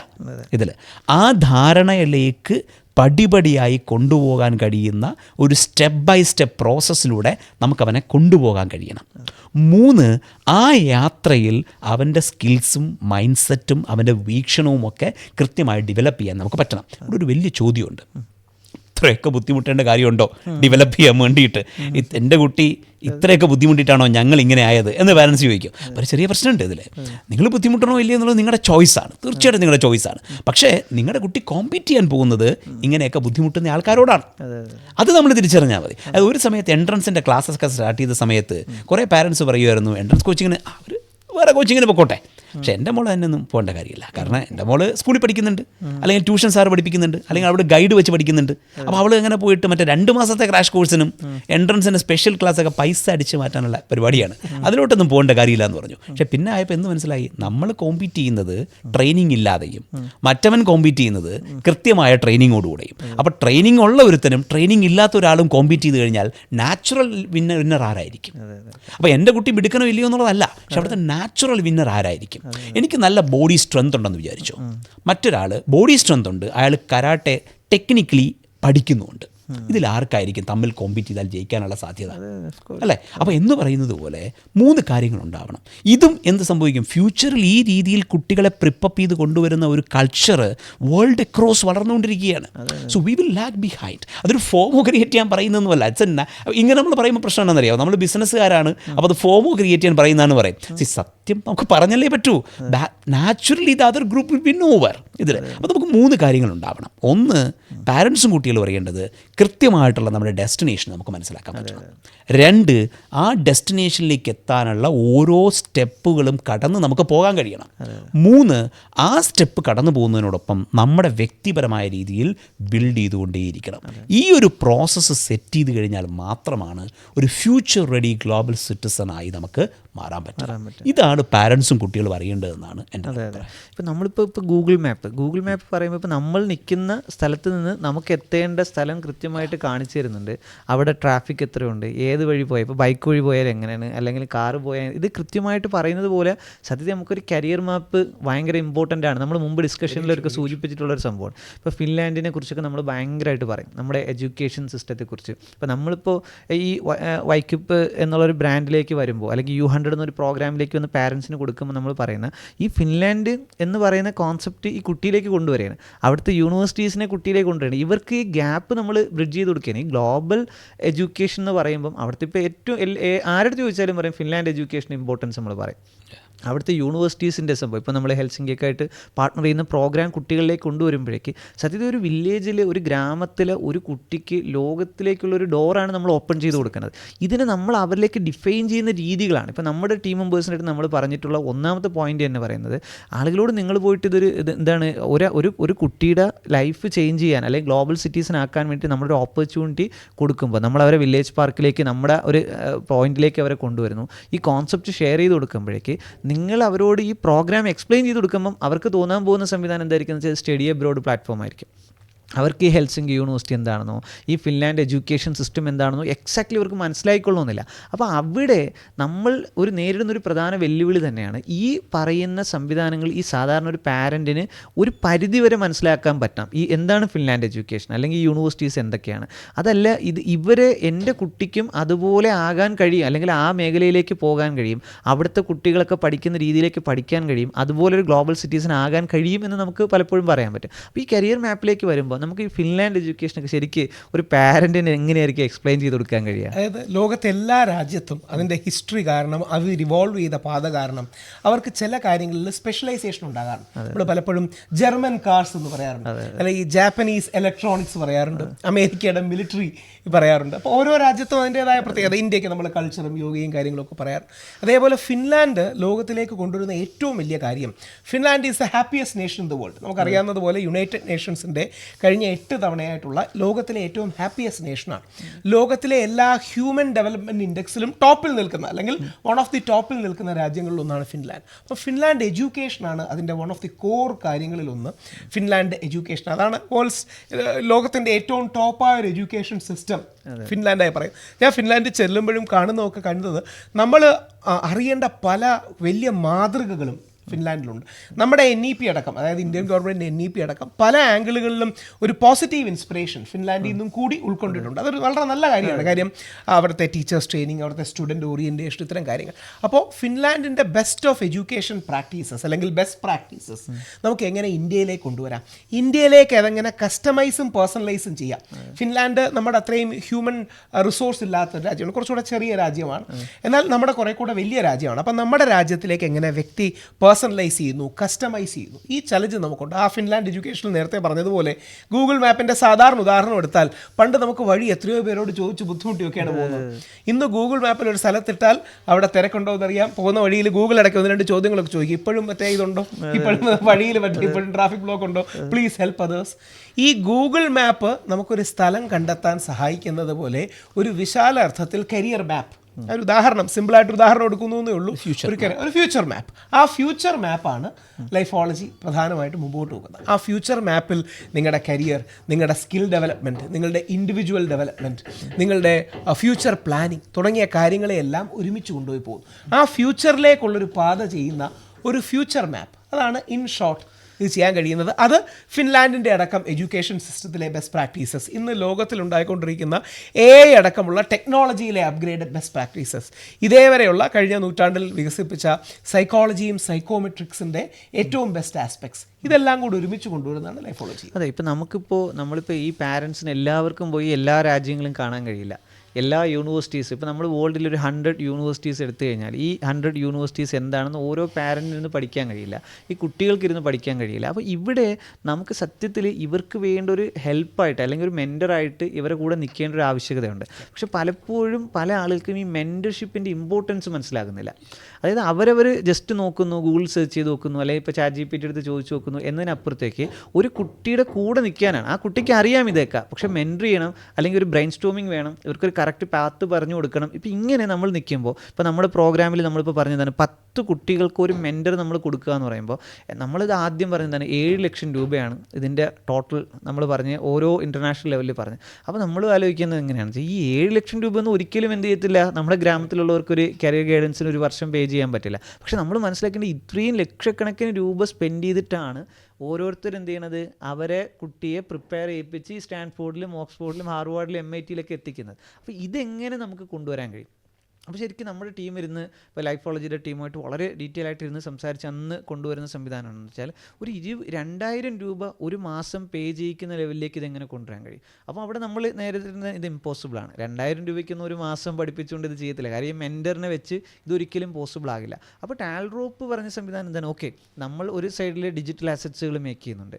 അപ്പോൾ ആ മേക്ക് ചെയ്യുന്ന സംവിധാനത്തിൽ ആ സൈഡ് മൊത്തവും ടാൽറോപ്പ് ചെയ്താൽ 2000-ന് അപ്പം മെൻറ്റർഷിപ്പ് ഫീ മാത്രം വെച്ച് നമുക്കിതെങ്ങനെ ചെയ്യാൻ പറ്റും. അപ്പോൾ ഈ 10 കുട്ടികളെ മാത്രം വെച്ച് ചെയ്യിപ്പിക്കാൻ പറ്റും എന്ന് പറയുമ്പോഴേക്ക് സത്യത്തിൽ ഒരു 7 ലക്ഷം രൂപ പെർ ഇയർ ട്രെയിനിങ് വരുന്നൊരു പ്രോഗ്രാം ഒരു 24,000 രൂപയ്ക്ക് ഗ്രാമത്തിലേക്ക് എത്തിക്കുക എന്ന് പറഞ്ഞാൽ തന്നെ ഒരു റെവല്യൂഷണറിയാണ്, ഒരു സംവിധാനമാണ്. അപ്പം ഇങ്ങനെ ഒരു സംഭവം കൊണ്ടുവരുമ്പോൾ എനിക്ക് പലപ്പോഴും തോന്നിയിട്ടുള്ളൊരു ചോദ്യമാണ്, നമ്മൾ ഇത്രയും ഇപ്പോൾ 7 ലക്ഷമൊക്കെ ഉള്ളൊരു സംവിധാനം ഒരു 24,000 രൂപയ്ക്ക് കൊണ്ടുവരുമ്പോഴേക്ക് ശരിക്കും നമ്മൾ പറയുന്ന വാല്യൂ ഈ പാരൻറ്റിന് കിട്ടുമോ എന്നുള്ളൊരു ചോദ്യമില്ലേ അവിടെ?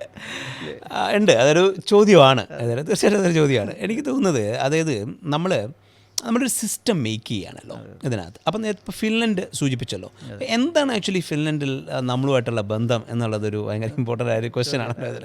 അതായത് അപ്പം നമുക്ക് എന്താ വേണ്ടേ, നേരത്തെ മാപ്പിൻ്റെ കാര്യം പറഞ്ഞതുപോലെ കൃത്യമായിട്ട് എത്താനുള്ളൊരു സ്ഥലം കണ്ടെത്തണം, ദെൻ അതിലോട്ട് പോകാനുള്ള പടിപടിയായിട്ട് നമ്മളെ കൊണ്ടുപോകണം, ആ പോകുന്ന പോക്കിൽ നമ്മളെ വികസിപ്പിച്ചുകൊണ്ടേയിരിക്കണം. ഇങ്ങനൊരു സാധനമാണല്ലോ നമുക്ക് വേണ്ടത്. പറയാൻ ഭയങ്കര എളുപ്പമാണ്, പക്ഷെ ഇത് ചെയ്തെടുക്കുക എന്ന് പറയുന്നത് ഭയങ്കര ബുദ്ധിമുട്ടാണ്. അപ്പം നമ്മൾ കൃത്യമായിട്ട് ആലോചിച്ച് ഇതിനൊരു സിസ്റ്റം വേണം. ഇതിപ്പോൾ ഞാൻ എവിടെയെങ്കിലുമൊക്കെ UK പോയി, ചൈനയിൽ പോയി, അപ്പോൾ നമ്മൾ ഈ ഓരോ സ്ഥലത്തും പോകുമ്പോൾ ഓരോ സാധനം കാണും, അതിൽ നമ്മൾ ഫാസിനേറ്റഡ് ആവും. ഫിൻലൻഡിൽ പോയി അതിൽ നമ്മൾ ഭയങ്കര ഫാസിനേറ്റഡ് ആവും. ഈ ഫാസിനേറ്റഡ് ആവുന്ന സാധനം കൊണ്ടുവന്നിട്ട് നമ്മളത് ചെയ്യാൻ ശ്രമിക്കും. അപ്പോൾ പ്രശ്നം എന്താ, നമുക്ക് മാത്രമേ ഇത് ചെയ്യാൻ പറ്റുള്ളൂ, കാരണം നമ്മൾ ഇതിനൊരു സ്ട്രക്ചറൊന്നും ബിൽഡ് ചെയ്തിട്ടുണ്ടാവത്തില്ലല്ലോ ഇതിൽ. അപ്പോൾ നമ്മൾ വിചാരിച്ചു ഈ പറയുന്ന പണി 1-2 ആൾക്കാരോ വളരെ ടോപ്പ് നിൽക്കുന്ന കുറച്ച് ആൾക്കാരോ ചെയ്താൽ പോരാ, മറിച്ച് അത്യാവശ്യം നല്ല ക്വാളിറ്റിയുള്ള ഏതൊരാൾക്കും ഈ ഒരു മെൻറ്റർഷിപ്പ് പ്രോഗ്രാം മെൻറ്റർ എന്നുള്ള നിലയിൽ എക്സിക്യൂട്ട് ചെയ്യാൻ കഴിയണം. എന്നാൽ മാത്രമേ ഇത് നമുക്ക് ലക്ഷങ്ങളിലേക്ക് എത്തിക്കാൻ പറ്റുള്ളൂ. അല്ലെങ്കിൽ അപ്പോഴും നമ്മളിത് 100-200 ആൾക്കാരിൽ മാത്രമായിട്ട് നിന്ന് പോകും. So we wanted to give this program to masses. And to give any program to masses you need a structure, you need a process, you need a system for that. അപ്പോൾ അതിന് നമ്മൾ വിചാരിച്ചു ഈ മെൻറ്റർഷിപ്പ് മെൻറ്ററും കുട്ടിയുമായിട്ടുള്ള വെറും സംസാരത്തിലൂടെ പോയി കഴിഞ്ഞാൽ ഇത് നമുക്ക് ഒരിടത്തും എത്തിക്കാൻ പറ്റില്ല ഇതിനകത്ത്. അപ്പോൾ നമുക്കിതിനൊരു കരിക്കുലം ഉണ്ടാവണം. അപ്പോൾ ഒരു കരിക്കുലം ഉണ്ടാവുക എന്ന് പറയുന്നത് ഒരു അക്കാഡമിക് പ്രോസസ്സാണ്. അപ്പോൾ അത്യാവശ്യം ഒരു ടോപ്പ് യൂണിവേഴ്സിറ്റീസിൽ ഏതെങ്കിലുമായിട്ട് കൊളാബറേറ്റ് ചെയ്തുകൊണ്ട് വേണം നമുക്ക് ഇതിനൊരു കരിക്കുലം ഉണ്ടാവാൻ. കാരണം അല്ലെങ്കിൽ ഞാൻ ഈ പറഞ്ഞ ഡോക്ടർ കേഴ്സൻ്റെയോ മറ്റൊരു എക്സ്പീരിയൻസോ ഒക്കെ ഞാൻ ഈ പറഞ്ഞ ഇപ്പം നമ്മൾ ബാംഗ്ലൂരിലെ കുട്ടിയെ പറഞ്ഞതോ അങ്ങനെ നമ്മളൊരു ചില ആയിരങ്ങൾ നമ്മൾ മെൻറ്റർ ചെയ്തിട്ടുണ്ടാവും. പക്ഷെ അതിനൊരിക്കലും നമുക്ക് ലക്ഷങ്ങളാക്കാൻ പറ്റില്ല. കാരണം അതൊരു പേഴ്സൺ സെൻട്രിക് സിസ്റ്റമായിട്ടാണല്ലോ മുന്നോട്ട് പോകുന്നത്. അപ്പോൾ ഇതിൻ്റെ ഒരു കരിക്കുലം വേണം. അപ്പോൾ അങ്ങനെ ഞങ്ങൾ ആലോചിച്ചപ്പോഴത്തേക്കും എഡ്യൂക്കേഷൻ എന്നുള്ള നിലയിലും ഹ്യൂമൻ ഡെവലപ്മെൻറ്റ് എന്നുള്ള നിലയിലും ലോകത്തിലെ ഏറ്റവും മികച്ചു നിൽക്കുന്ന സ്ഥാപനമേ അല്ലെങ്കിൽ രാജ്യം ഏതാണ് നോക്കിയപ്പോൾ അത് ഫിൻലൻഡാണ്. ഫിൻലൻഡ് ഒരു എപ്പിറ്റമാണ്, ഒരു ബെഞ്ച് മാർക്കാണ്. അതിൻ്റേതായിട്ടുള്ള കുഴപ്പങ്ങളൊക്കെ ഉണ്ടാവും. അതൊക്കെ നമുക്ക് ദോഷേകതീർക്കണം പോലെ നോക്കിക്കഴിഞ്ഞാൽ നമുക്ക് കാണാൻ പറ്റുമായിരിക്കാം. പക്ഷേ അതൊരു ബെഞ്ച് മാർക്കാണ്, സംശയമൊന്നുമില്ല. ഒരു അൺഡിസ്പ്യൂട്ടഡ് ബെഞ്ച് മാർക്കാണ്. അപ്പോൾ ഈ ബെഞ്ച് മാർക്ക് നിൽക്കുന്ന രാജ്യത്തിലെ ഏറ്റവും മികച്ച സർവകലാശാല ഏതാണ്? അപ്പോൾ നമ്മൾ നോക്കിയപ്പോഴത്തേക്കും ഏതാണ്ട് 400 വർഷത്തിൻ്റെയോളം ഹിസ്റ്ററിയുള്ള യൂണിവേഴ്സിറ്റി ഓഫ് ഹെൽസിങ്കി വളരെ മികച്ചൊരു സർവകലാശാലയാണ്. വേൾഡിലെ തന്നെ ടോപ്പ് 1% യൂണിവേഴ്സിറ്റീസിൽ ഒന്നാണ് യൂണിവേഴ്സിറ്റി ഓഫ് ഹെൽസിങ്കി. അപ്പോൾ ഇവരുമായിട്ട് നമുക്കൊരു കൊളാബറേഷൻ ബിൽഡ് ചെയ്യാൻ വേണ്ടി നമുക്ക് സാധിക്കുമോ? അപ്പോൾ അങ്ങനെയാണ് ലൈഫോളജി യൂണിവേഴ്സിറ്റി ഓഫ് ഹെൽസിങ്കിയുമായി കൊളാബറേറ്റ് ചെയ്തുകൊണ്ട് ഒരു കരിക്കുലം ബിൽഡ് ചെയ്യാൻ തീരുമാനിച്ചത്. അപ്പോൾ ഈ കരിക്കുലത്തിനെ നമ്മൾ ടൈറ്റിൽ ചെയ്തത് കരിക്കുലം 2030 എന്നാണ്. അപ്പോൾ കരിക്കുലം 2030 നമ്മൾ ടൈറ്റിൽ ചെയ്യുന്നതിൻ്റെ കാരണം എന്ന് പറയുന്നത് ഇന്ന് നടന്നുകൊണ്ടിരിക്കുന്ന AI, robotics, machine learning, genetics, molecular biology, biochemistry, ഈ പറയുന്ന റിസർച്ചിലൂടെയൊക്കെ നടന്നുകൊണ്ടിരിക്കുന്ന മാറ്റങ്ങളുടെ ഒരു സൂപ്പർ ഹ്യൂമനിസം നമ്മൾ കാണാൻ പോകുന്നത്. ഇപ്പോൾ ഒരു പക്ഷേ നമ്മളിപ്പോൾ ഒരു സിംഗുലാരിറ്റി ലെവലിലൊന്നും ചിന്തിക്കണമെന്ന് നിർബന്ധമില്ല. പക്ഷേ എന്നാൽ ഒരു സൂപ്പർ ഇമ്പാക്റ്റ് നമ്മൾ കാണാൻ പോകുന്നത് 2030s ഡെക്കേഡിലായിരിക്കും എന്നാണ് ഞങ്ങളതിനെ കാണുന്നത്. 2, ഇന്ന് സ്കൂളിൽ പഠിക്കുന്ന ഒരു കുട്ടി ജോബ് മാർക്കറ്റിലേക്ക് ഇറങ്ങാൻ പോകുന്നതും ഏത് ഡെക്കേഡിലായിരിക്കും? 2030 അതൊരു വല്ലാത്ത കോമ്പിനേഷനാണ്. അതൊരു വല്ലാത്ത ആ സമയത്ത് ജോബ് മാർക്കറ്റിലേക്ക് ഇറങ്ങാൻ പോകുന്ന കുട്ടി എന്ന് പറയുന്നത് സത്യത്തിൽ എന്ത് ചെയ്യണമെന്ന് ഈ AI-യെക്കുറിച്ചുള്ള ഡിസ്കഷൻ്റെയൊക്കെ ഭയങ്കര ഇൻട്രസ്റ്റിംഗ് നേച്ചർ എന്താണെന്നറിയാമോ? ഞാൻ മുമ്പ് ദൂരദർശനിൽ ഒരു പ്രോഗ്രാം ആങ്കർ ചെയ്തിട്ടുണ്ടായിരുന്നു. അപ്പോൾ AI-യുടെ സിസ്റ്റമൊക്കെ വരുന്ന സമയത്ത് ഞാൻ ആ പ്രോഗ്രാമിലേക്ക് AI-യുമായി ബന്ധപ്പെട്ട് നിൽക്കുന്ന വളരെ പ്രശസ്തരായിട്ടുള്ള ഒരു 5 പേരെ ഇൻവൈറ്റ് ചെയ്തു. 5 പേരും ഭയങ്കര കോൺഫിഡൻസോടുകൂടെ ചർച്ച തുടങ്ങി. ചർച്ച എൻഡ് ചെയ്തപ്പോഴത്തേക്കും 5 പേരും കൺഫ്യൂസ്ഡാണ് ഈ വണ്ടി എങ്ങോട്ടാണ് ഓടുന്നതെന്ന്. കാരണം നമുക്ക് തോന്നും ഇതിനെക്കുറിച്ച് നമുക്ക് അറിയാമെന്ന്. പക്ഷേ ഒരു സ്റ്റെപ്പ് മുന്നോട്ട് വെച്ച് കഴിയുമ്പോഴത്തേക്കും നമുക്ക് മനസ്സിലാവും നമ്മൾ ഉദ്ദേശിച്ചതല്ല ഈ സാധനം. വീണ്ടും മുന്നോട്ട് പോകുമ്പോഴത്തേക്കും നമ്മൾ വീണ്ടും കൺഫ്യൂസ്ഡ് ആവും. എന്ന് പറയുന്നത് പോലെ ഈ 2030 ഡെക്കേഡ്സിൽ ഉണ്ടാവുന്ന ഇൻഡസ്ട്രിയിലൊരു വലിയ മാറ്റം, അതിലേക്ക് ഇറങ്ങാൻ പോകുന്ന ഇന്ന് സ്കൂളിൽ നിൽക്കുന്ന കുട്ടികൾ, ആ കുട്ടികളെ നന്നായി നമുക്ക് പ്രിപ്പയർ ചെയ്യാൻ കഴിഞ്ഞില്ലെങ്കിൽ ഭീകര ബുദ്ധിമുട്ട് അവരുടെ ലൈഫിലുണ്ടാവും. അപ്പോൾ നമ്മൾ എന്ത് ചെയ്തു? കരിക്കുലം 2030 എന്നൊരു കരിക്കുലം യൂണിവേഴ്സിറ്റി ഓഫ് ഹെൽസിങ്കിയും ലൈഫോളജിയും കൂടെ കൊളാബറേറ്റ് ചെയ്ത് ബിൽഡ് ചെയ്തു. അപ്പോൾ എന്തായി കരിക്കുലം? 5 ആസ്പെക്റ്റാണ് ഈ കരിക്കുലത്തിനുള്ളത്. ഒന്ന് നമ്മൾ ആലോചിച്ചു. അപ്പോൾ ഇതിൻ്റെ മെൻറ്ററായിട്ട് sir Richard Roberts, Nobel prize മെഡിസിനിൽ നൊബേൽ പ്രൈസ് വിന്നറായിട്ടുള്ള ജീനോം സ്റ്റഡീസിൽ നൊബേൽ പ്രൈസ് വിൻ ചെയ്തിട്ടുള്ള ഇംഗ്ലീഷുകാരനായ ഇപ്പോൾ അമേരിക്കയിൽ സെറ്റിൽ ചെയ്തിരിക്കുന്ന സർ റിച്ചർഡ് റോബർട്ട്സ്, അദ്ദേഹം ഇതിൻ്റെ ഒരു കീ മെൻറ്ററായിട്ട് വന്നു. Doctor Markus Talvio university of ഹെൽസിങ്കിയിലെ എഡ്യൂക്കേഷൻ ഡിപ്പാർട്ട്മെൻറ്റിലെ ഒരു വളരെ സെലിബ്രേറ്റഡ് പ്രൊഫസറാണ്. ഏതാണ്ട് 63 രാജ്യങ്ങളിലോളം സെഷൻസ് എടുത്തിട്ടുള്ള ഒരു വലിയ സെലിബ്രിറ്റി പ്രൊഫസറാണ്.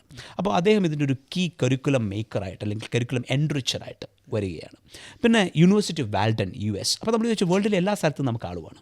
University of Walden US doctor Brian Hutchinson, Asia Pacific career development അസോസിയേഷൻ്റെ പ്രസിഡൻ്റായിട്ടുള്ള Alan Gatenby from Australia, doctor Marilyn Maze, ഏതാണ്ടൊരു she's in to her mid-70s now, ഒരു 50 വർഷത്തോളം എക്സ്പീരിയൻസ് ഡിജിറ്റൽ അസസ്മെൻറ്റ്സ് ഡെവലപ്പ് ചെയ്യുന്നതിൽ എക്സ്പീരിയൻസ് ഉള്ള ഡോക്ടർ മെർലിൻ മെയ്സ്. അപ്പോൾ ഇങ്ങനെയുള്ള ആൾക്കാരുടെ, പിന്നെ ലൈഫോളജിയുടെ ടീം അംഗങ്ങൾ, ഇത്തരത്തിലുള്ളൊരു ഗ്ലോബൽ ഗ്രൂപ്പിനെ നമ്മൾ ക്രിയേറ്റ് ചെയ്തു.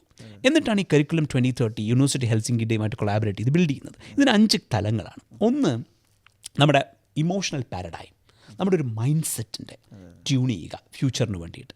2, അവൻ്റെ 21st century ലൈഫ് സ്കിൽസ്, അതിനകത്ത് പ്രോബ്ലം സോൾവിങ്.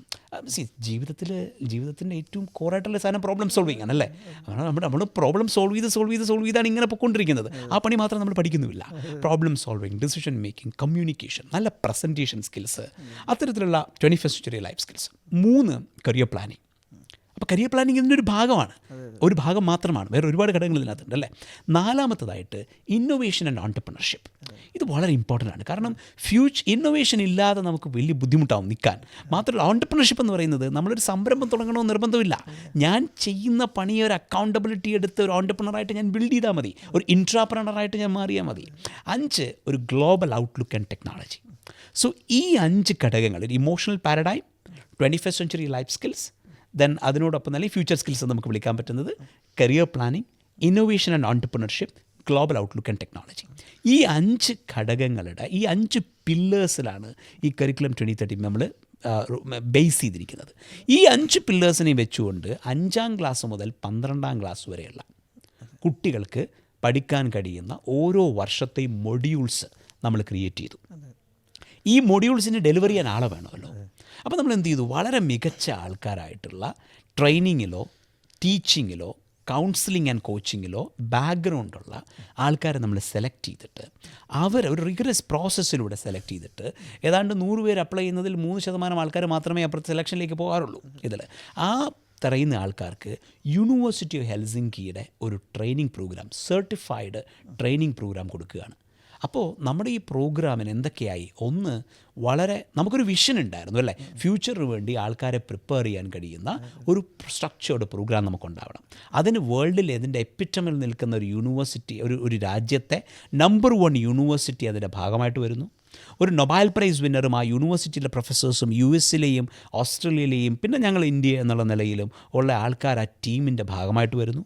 അവർ 2 വർഷത്തോളം പണിയെടുത്തിട്ട് ഒരു കരിക്കുലം ബിൽഡ് ചെയ്യുന്നു. കരിക്കുലം 2030 എന്ന നിലയിൽ ഒരു കരിക്കുലം ബിൽഡ് ചെയ്യുന്നു. ഈ കരിക്കുലത്തിന് 5 പില്ലേഴ്സ് ഉണ്ടാവുന്നു: mind set, skills, career planning, innovation, entrepreneurship, global outlook and technology. 5 pillars ഉണ്ടാവുന്നു. ഇത് ഡെലിവർ ചെയ്യാൻ കഴിയുന്ന സർട്ടിഫൈഡ് ട്രെയിനേഴ്സിനെ യൂണിവേഴ്സിറ്റി ഓഫ് ഹെൽസിങ്കി തന്നെ ട്രെയിൻ ചെയ്ത് സർട്ടിഫൈ ചെയ്യുന്നു. അവർ തിരുവനന്തപുരത്ത് വന്ന് ട്രെയിൻ ചെയ്ത് സർട്ടിഫൈ ചെയ്തു. യൂണിവേഴ്സിറ്റി ഹെൽസിങ്കിയുടെ അംഗങ്ങൾ തിരുവനന്തപുരത്ത് വന്ന് ട്രെയിൻ ചെയ്ത് സർട്ടിഫൈ ചെയ്ത്, മിസ്റ്റർ എറിക് ഓഫ് ഹോൾസ്റ്റോം, അദ്ദേഹം ഫിൻലൻഡിൻ്റെ ഇന്ത്യയിലെ അക്കൗണ്ട്സ് ജനറലാണ്. അദ്ദേഹം ട്രിവാൻഡ്രത്ത് ടെക്നോ പാർക്കിൽ വന്ന് ഈ പ്രോഗ്രാം റിലീസ് ചെയ്യുകയാണ്. സ്റ്റാർട്ടപ്പ് മിഷൻ ഉൾപ്പെടെ ഒരു സാന്നിധ്യത്തിൽ ഈ പ്രോഗ്രാം റിലീസ് ചെയ്യുകയാണ്. അന്നാണ് നമ്മൾ ആക്ച്വലി ടാൽഡ്രോപ്പുമായിട്ടുള്ള അസോസിയേഷൻ എല്ലാം തന്നെ അനൗൺസ് ചെയ്യുന്നത് അതിൽ. അപ്പോൾ ഈ ഒരു പ്രോസസ്സ് ആയിക്കഴിഞ്ഞപ്പോൾ നമുക്ക് എന്തായി, ഒരു യൂണിവേഴ്സിറ്റി ആൻഡ് കൺട്രി, അതിൻ്റെ ഒരു കൾച്ചർ വന്നു, അതിനൊരു ഇന്ത്യനൈസേഷൻ വന്നു, ഗ്ലോബലിയുള്ള എക്സ്പേർട്സ് വന്നു, കരിക്കുലം ഉണ്ടായി, 5 മുതൽ 12 വരെയുള്ള പിള്ളേർക്ക് വേണ്ടിയിട്ടുള്ള മൊഡ്യൂൾസായി, ഇത് ഡെലിവർ ചെയ്യാൻ കഴിയുന്ന ട്രെയിനേഴ്സ് നമ്മുടെ കയ്യിലായി. അപ്പോൾ എന്ത് പറ്റി, ചെറിയ രീതിയിൽ ആൾക്കാരിൽ നിന്നും പൈസ മേടിച്ചുകൊണ്ടും ഇതിനെ സ്കെയിൽ ചെയ്ത് ക്വാളിറ്റി പ്രോഗ്രാം കൊടുക്കാൻ കഴിയുമെന്നുള്ള നിലയിലേക്ക് നമുക്ക് എത്താൻ പറ്റി. അപ്പോൾ അതിനെ ആ ലെവലിലേക്ക് നമ്മൾ സ്കെയിൽ ചെയ്ത് ചിന്തിക്കുന്നതിൽ സത്യത്തിൽ ടാൽഡ്രോപ്പിന് ഒരു വലിയ ഇൻഫ്ലുവൻസ് ഉണ്ട്. കാരണം നമ്മളിപ്പോഴും ഒരു പ്രീമിയം, ഒരു ചെറിയ ഗ്രൂപ്പിൽ നിന്ന് മുന്നോട്ട് പോകാം എന്നതിൽ നിന്നും ഒരു മാസ് സ്കെയിലിലേക്കും വില്ലേജിലേക്കും ഇതിനെ കൊണ്ട് എത്തിക്കാൻ വേണ്ടി കഴിയുന്ന നിലയിലേക്ക് നമുക്കിതിനെ സ്കെയിലപ്പ് ചെയ്യണം എന്ന് പറയുന്ന തലത്തിലേക്ക് ലൈഫോളജിയുമായിട്ടൊരു കൊളാബ് വരുന്നതിൽ ടാൽഡ്രോപ്പ് വന്നില്ലായിരുന്നുവെങ്കിൽ ഒരുപക്ഷെ നമ്മൾ ഇത്രയും ബിഗ് ക്യാൻവാസിൽ ഇങ്ങനൊരു കാര്യം നമ്മൾ ചിന്തിക്കില്ലായിരുന്നു. അപ്പോൾ ഇപ്പോൾ നമ്മൾ വൈക്കിപ്പ് എന്ന പ്രോഗ്രാം, വൈക്കിപ്പ് എന്ന ബ്രാൻഡിൻ്റെ കീഴിൽ നമ്മൾ U100 എന്നൊരു പ്രോഗ്രാമായിട്ടാണ് ഇതിനെ ഡെലിവർ ചെയ്യുന്നത്. അപ്പോൾ U100 നമ്മൾ കാണുന്നത്, U100 നിങ്ങളുടെ 100% നമുക്ക് എന്ത് ചെയ്യാൻ പറ്റുക, 100% മാനിഫെസ്റ്റേഷൻ ഓഫ് വൺ സെൽഫ്. അപ്പോൾ ഈ എഡ്യൂക്കേഷൻ്റെ ലക്ഷ്യമെന്ന് പറയുന്നത് തന്നെ മാനിഫെസ്റ്റേഷൻ ഓഫ് വൺ സെൽഫ് ആണെന്നാണ് വിവേകാനന്ദൻ പറഞ്ഞതായിട്ട് നമ്മൾ പറയുന്നത് അല്ലേ. അപ്പോൾ നിങ്ങളുടെ ഉള്ളിലെ 100% നമുക്ക് മാനിഫെസ്റ്റ് ചെയ്യാൻ കഴിയുക. അതിലൂടെ ഒന്നുകിൽ നിങ്ങൾ യൂണിവേഴ്സിറ്റി 100ലേക്ക് എത്തണം, അതായത് ലോകത്തിലെ ഏറ്റവും മികച്ച 100 യൂണിവേഴ്സിറ്റികളിൽ ഒന്നിലേക്ക് നിങ്ങൾ എത്തുക. അതല്ലെങ്കിൽ നിങ്ങൾ ഏറ്റവും മികച്ച 100 ഓൺടർപ്രണേഴ്സിൽ ഒരാളായിട്ട് മാറുക. അപ്പോൾ അതാണ് U100 എന്ന് പറയുന്നൊരു സംഭവം. ഈ U100ൻ്റെ കീഴിൽ നമ്മൾ കൊടുക്കുന്നത് എന്താണ്, കരിക്കുലം 2030, ഹെൽസിങ്കി യൂണിവേഴ്സിറ്റിയായിട്ട് കൊളാബറേറ്റ് ചെയ്ത് നമ്മൾ ഡെവലപ്പ് ചെയ്ത കരിക്കുലം, അതിൻ്റെ മൊഡ്യൂൾസ്, അത് ഡെലിവർ ചെയ്യുന്നതോ ഈ ഹെൽസിങ്കി യൂണിവേഴ്സിറ്റിയിൽ നിന്ന് തന്നെ ട്രെയിൻഡും സർട്ടിഫൈഡുമായിട്ടുള്ള ആൾക്കാർ. ഇവർ ഒരു വർഷം നീണ്ടു നിൽക്കുന്ന പരിപാടി. അങ്ങനെ 5ലോ 6ലോ, ഇപ്പോൾ എനിക്ക് തോന്നുന്നു നമ്മൾ 5 ഇപ്പോൾ തുടങ്ങുന്നില്ല, നമ്മൾ 6 മുതലായിരിക്കും നമ്മൾ സ്റ്റാർട്ട് ചെയ്യാമെന്നാണ് എൻ്റെ ഒരു പ്ലാൻ ഇപ്പോൾ. അപ്പോൾ അങ്ങനെ നിൽക്കുന്ന നിലയിൽ ഓരോ വർഷത്തിലെയും കുട്ടിക്ക് ഒരു ആ ഇയർ ലോങ് നീണ്ടു നിൽക്കുന്ന ഒരു ലേണിംഗ് പ്രോസസ്സ്. അപ്പോൾ എല്ലാ ആഴ്ചയും ഒന്നല്ലെങ്കിൽ മറ്റൊരു ലേണിംഗ് പ്രോഗ്രാം അവന് കിട്ടും ഇതിനകത്ത്. അപ്പോൾ അത് നമ്മളിപ്പോൾ പ്രൊവൈഡ് ചെയ്യുന്നത് എന്താണ്, 10 കുട്ടികളുടെ ഗ്രൂപ്പിന് ഒരു മെൻറ്റർ, ആ മെൻറ്റർ ഹെൽസിങ്കി സർട്ടിഫൈ ചെയ്തിരിക്കുന്ന മെൻറ്റർ, ആ മെൻറ്റർ ഈ പ്രോഗ്രാം ഡെലിവർ ചെയ്യുന്നു. അടുത്ത ആഴ്ചയിൽ ഇവനൊരു മാസ്റ്റർ ക്ലാസ്സിൻ്റെ ഭാഗമാവും. അത് വളരെ പ്രഗത്ഭരായിട്ടുള്ള ഒരാൾ അറ്റൻഡ് ചെയ്യുന്ന ഒരു മാസ്റ്റർ ക്ലാസ്സിലേക്ക് വരുന്നു. നമ്മൾ ഇതുവരെ ഹോസ്റ്റ് ചെയ്തിട്ടുള്ള ആൾക്കാരുടെ ഒരു വലിയ നിരയുണ്ട്. ലൈഫോളജി, നാസയിൽ നിന്ന് doctor Jennifer Wiseman, Chetan Bhagat, ഇപ്പോൾ മലയാളിയായിട്ടുള്ള എഴുത്തുകാരൻ ആനന്ദ് നീലകണ്ഠൻ, ആനന്ദ് സാറിന് എനിക്കൊന്ന് നമ്മൾ 2 പ്രാവശ്യം ഹോസ്റ്റ് ചെയ്തു. Then Anand Neelakantan, Ashwin Sanghi, doctor Kiran Bedi. ജേർണലിസത്തിനെ കുറിച്ച് ഒരുപക്ഷെ അർണബ് ഗോസ്വാമിയും ബർഖാദത്ത് വന്ന ജേർണലിസത്തിൻ്റെ 2 തലത്തിൽ 2 എൻഡിൽ നിൽക്കുന്ന ആൾക്കാർ ഒരേ പ്ലാറ്റ്ഫോമിൽ വന്ന് കുട്ടികളെ മെൻറ്റർ ചെയ്തിട്ടുണ്ടെങ്കിൽ എനിക്ക് തോന്നുന്നത് വേൾഡ് ലൈഫോളജി മാത്രമായിരിക്കും ഇതിൽ. ഒരുപക്ഷെ ഏറ്റവും കൂളായ രീതിയിൽ തൻ്റെ ഫാമിലി സ്റ്റോറിയും കരിയർ സ്റ്റോറിയും അർണബ് ഗോസ്വാമിയുടെ one of the coolest interview ഒരുപക്ഷെ ലൈഫോളജിയിലായിരിക്കും. അപ്പോൾ അത്തരത്തിലുള്ള വിവിധ ഗൂഗിൾ, ഫേസ്, മെറ്റ പോലുള്ള പല കമ്പനീസിൻ്റെ CEOs, എനിക്കൊന്ന് സോമനാഥ് സാർ നമ്മുടെ ഒരു പ്രോഗ്രാമിന് പാരൻറ്റിങ്ങുമായി ബന്ധപ്പെട്ട് സംസാരിക്കാൻ വന്നിട്ടുണ്ടായിരുന്നു, ശശി തരൂർ സാർ വന്നിട്ടുണ്ടായിരുന്നു. അപ്പോൾ ഇത്തരത്തിലുള്ള വേൾഡ് ക്ലാസ് മെൻറ്റേഴ്സ്. അപ്പം ഇതിന് 100-നുള്ളിൽ 5-6 ക്ലാസ് മുതലുള്ള കുട്ടിയെ 12ാം ക്ലാസ് വരെ ഓരോ വീക്കിലും നമ്മൾ കൊടുക്കുന്ന സെഷൻസിലൂടെ കടത്തിക്കൊണ്ടുപോകുന്നു. അതിലൂടെ പോയി കഴിയുമ്പോഴത്തേക്കും ഇവന് 100% പുറത്തേക്ക് എത്തും. ഒന്നുകിൽ ഇവൻ ടോപ്പായിട്ടുള്ളൊരു യൂണിവേഴ്സിറ്റിയിലേക്ക് എത്തും, അതല്ലെങ്കിൽ ഇവനൊരു ടോപ്പ് ഓൺടർപ്രണറായിട്ട് മാറും. അപ്പോൾ ഈ ഒരു വിഷനിൽ നമ്മൾ ഇങ്ങനൊരു സ്ട്രക്ചർ നമ്മൾ ബിൽഡ് ചെയ്ത് കഴിഞ്ഞപ്പോൾ, നേരത്തെ സഫർ ചോദിച്ച ചോദ്യത്തിലേക്ക് തിരിച്ചു വന്നു കഴിഞ്ഞാൽ, ആ സ്ട്രക്ചർ നമ്മൾ ബിൽഡ് ചെയ്ത് കഴിഞ്ഞപ്പോഴത്തേക്കും 7 ലക്ഷം ഒരു വർഷം വെച്ചിട്ട് ഏതാണ്ട് 28 ലക്ഷം രൂപയ്ക്ക് 9ാം ക്ലാസ് മുതൽ 12ാം ക്ലാസ് വരെയുള്ള കുട്ടിക്ക് ഇന്ത്യയിൽ തന്നെ വിറ്റുപോയിക്കൊണ്ടിരിക്കുന്ന പല പ്രോഗ്രാമുകളുടെയും അതേ ക്വാളിറ്റി നമുക്ക് വളരെ സ്കെയിലബിളായി ഈ പറയുന്ന ആൾക്കാരിലേക്ക് നമുക്ക് കൊടുക്കാൻ പറ്റും. അപ്പോൾ സത്യത്തിൽ അതൊരു വലിയ ഡ്രീമാണ്, മനസ്സിലായില്ലേ? അപ്പോൾ അത് മാനിഫെസ്റ്റ് ചെയ്ത് വന്നു കഴിയുമ്പോഴത്തേക്കും എനിക്ക് തോന്നുന്നു നമ്മുടെ ഈ പറയുന്ന കേരളത്തിലെ ഓരോ ഗ്രാമങ്ങളിൽ നിന്നും 10 പേരെ വെച്ച് നമ്മൾ പിക്ക് ചെയ്ത് കഴിഞ്ഞാൽ അത് സത്യത്തിൽ അവരുടെ ലൈഫിൽ മാത്രമല്ല, കേരളത്തിലൊരു വലിയ റിപ്പിൾ ഉണ്ടാക്കില്ലേ? ഒന്നാലോചിച്ച് നോക്കി, കേരളത്തിൽ നിന്നും വരുന്ന ഒരു 1000 ഗ്രാമങ്ങളിൽ നിന്നും 10 പേര് വെച്ചിട്ട് 10,000 കുട്ടികളെ ഇത്രയും മികച്ചൊരു ലേണിംഗ് ആൻഡ് ഡെവലപ്മെൻറ്റ് പ്രോഗ്രാമിലൂടെ കൊണ്ടുപോകുക എന്ന് പറയുമ്പം അവരുടെ വീക്ഷണം എന്താവും, അവരുടെ ഡ്രീം എന്താവും, അവർ ചിന്തിക്കുന്ന ലെവൽ എന്താവും, അല്ലേ? കാര്യം ഈ ഡ്രീമിൻ്റെ പ്രശ്നം എന്താ, you can only dream about something you know about. നമുക്ക് അറിയാത്തൊരു കാര്യത്തിനെ കുറിച്ച് നമുക്ക് ഡ്രീം ചെയ്യാൻ പറ്റില്ല. അപ്പോൾ ഇവനെ നമ്മൾ ലോകം കാണിക്കുകയാണ്, ഇവനെ നമ്മൾ ലോകത്തിലെ വ്യക്തികളുമായിട്ട് പരിചയപ്പെടുത്തുവാണ്.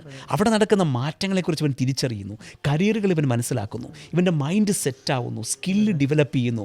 ഇത് നടന്നു കഴിയുമ്പോഴത്തേക്കുണ്ടല്ലോ അവനൊരു വലിയ ട്രാൻസ്ഫോർമേഷൻ ഉണ്ടാവും. അതവൻ്റെ ഫാമിലിയിലുണ്ടാവും, അവൻ്റെ നാടുണ്ടാവും. എനിക്ക് തോന്നുന്നു ടാൽഡ്രോപ്പും ലൈഫോളജിയുമായിട്ടുള്ള ഈ കൊളാബറേഷനിലൂടെ വൈക്കിപ്പിലൂടെ വരുന്ന U100 എന്ന പ്രോഗ്രാം കേരളത്തിൽ ഉണ്ടാക്കാൻ പോകുന്ന ഒരു വലിയ തരംഗമായിരിക്കും. ഒരു സൈലൻറ്റ് റെവല്യൂഷൻ ഉണ്ടാവുകയും ആഫ്റ്റർ ഒരു 5 years നമ്മുടെ ഹ്യൂമൻ റിസോഴ്സ് ഔട്ട്പുട്ടിൽ ഒരു മാസീവ് ഷിഫ്റ്റ് നമുക്ക് കൊണ്ടുവരാൻ പറ്റുന്നതല്ല. ഈ ചൈന ആയതിൻ്റെ റീസൺ എന്തെന്നൊരു ചോദ്യം ഉണ്ടല്ലോ.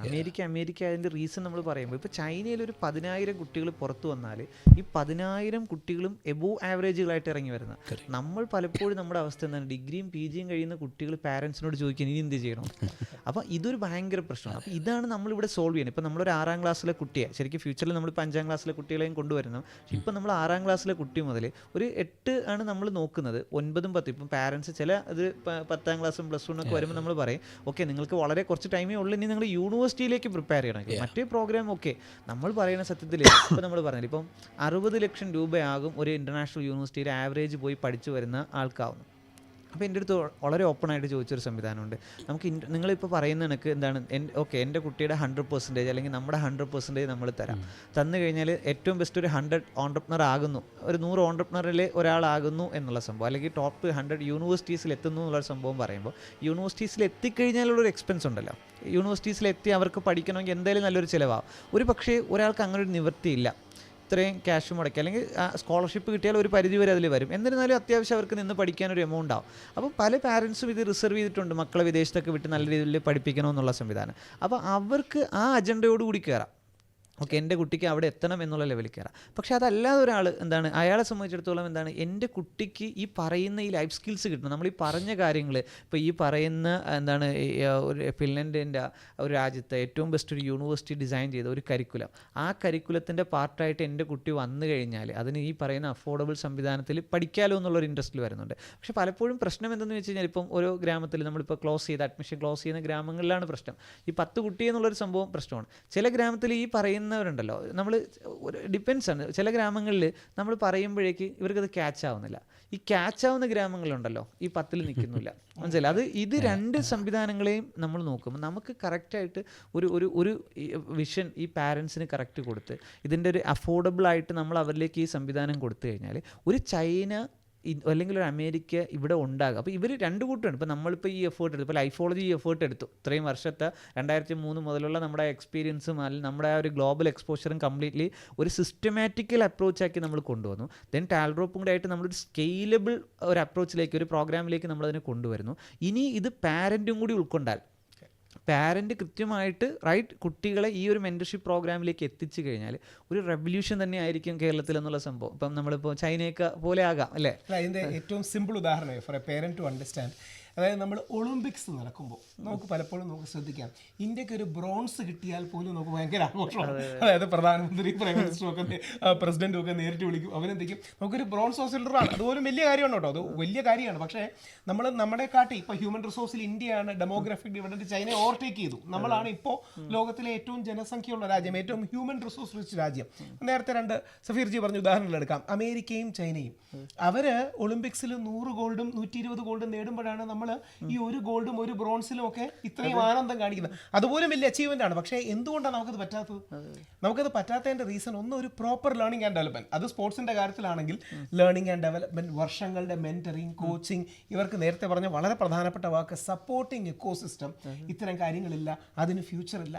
അത് സ്പോർട്സിന്റെ കാര്യത്തിലാണെങ്കിൽ, അതുകൊണ്ട് നമ്മൾ പെട്ടെന്ന് ആൾക്കാർ സ്ഥിരം കാണുന്നതാണ്. നമ്മൾ ഈ മെഡൽ ടാലി വരുമ്പോൾ നോക്കിയിട്ടുണ്ടെങ്കിൽ ചൈന, അമേരിക്ക, ഇവർ രണ്ടുപേർക്ക് ഏറ്റവും കോമ്പീറ്റ് ചെയ്യുന്നത്. താഴെ ഒരു 80ാമത്തെ സ്ഥാനത്തൊക്കെ നമ്മൾ 1 ബ്രോൺസ്, 1 വെള്ളി, 1 ഗോൾഡ് എന്നൊക്കെ പറഞ്ഞു നിൽക്കും.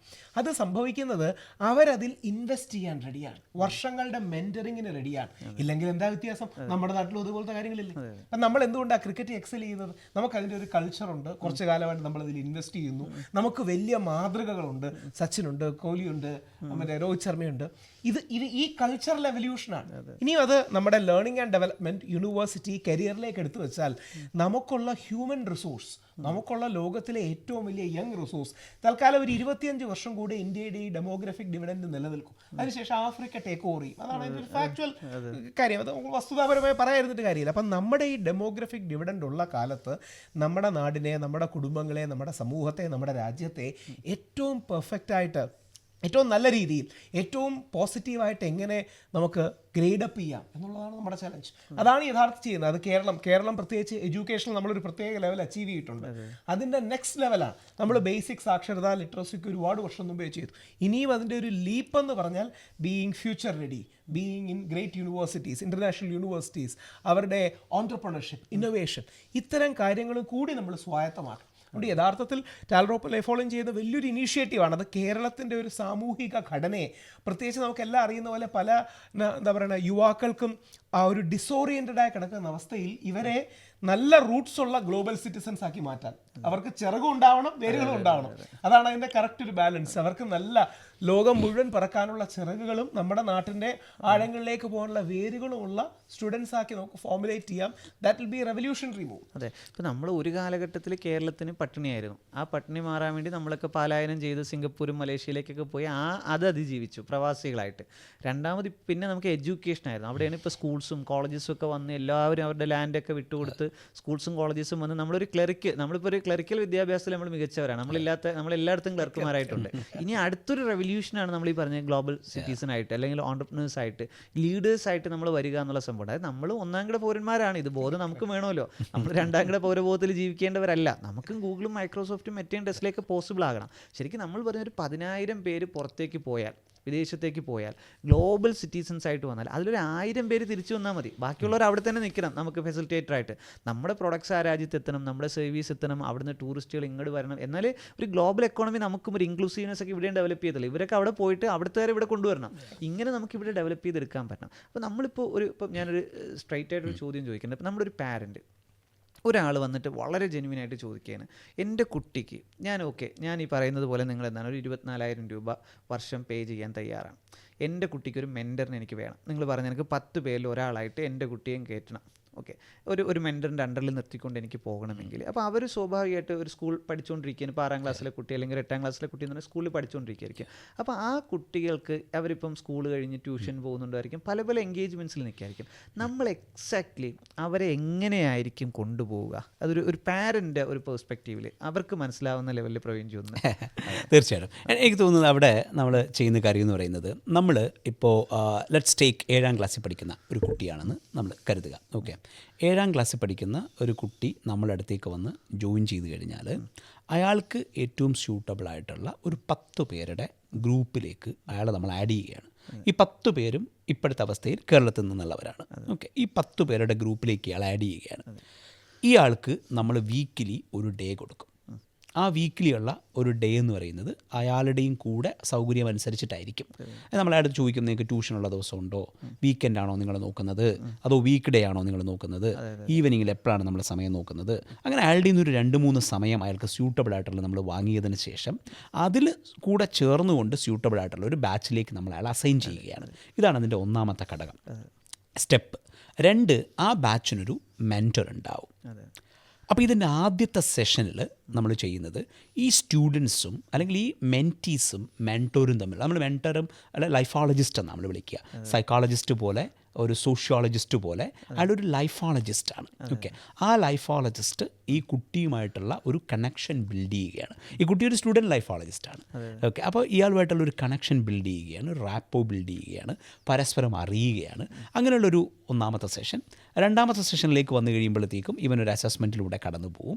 അപ്പോൾ മെൻറ്റർക്ക് ഇവനെക്കുറിച്ച് കുറച്ചുകൂടെ മനസ്സിലാവും. അതിനനുസരിച്ചിട്ട് മെൻറ്റർ ഇവനെക്കുറിച്ചും കുറച്ചുകൂടെ അവനെ പറഞ്ഞ് ബോധ്യപ്പെടുത്തും ഇതിൽ.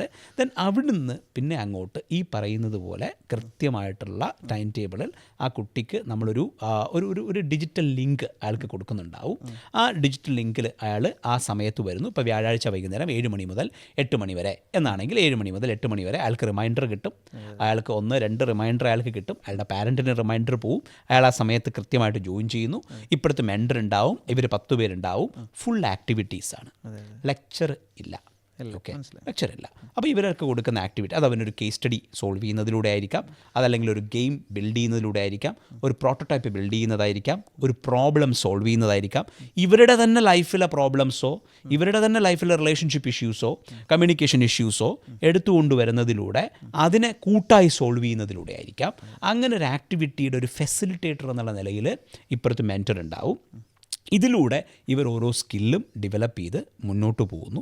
നമ്മുടെ എല്ലാ പ്രോഗ്രാമും ക്രാഫ്റ്റ് ചെയ്തിരിക്കുന്ന ഒരു ഇൻ്റർ ഡിസിപ്ലിനറി ആയിട്ടാണ്. അതായത് ഒരു പ്രോബ്ലം സോൾവിങ് പഠിപ്പിക്കുന്ന ഒരു സെഷനിൽ ആ പ്രോബ്ലത്തിനെക്കുറിച്ചും സൊല്യൂഷനെക്കുറിച്ചും അവൻ സംസാരിക്കുന്നതിലൂടെ അവൻ്റെ പബ്ലിക് സ്പീക്കിംഗ് ഡെവലപ്പ് ആവും.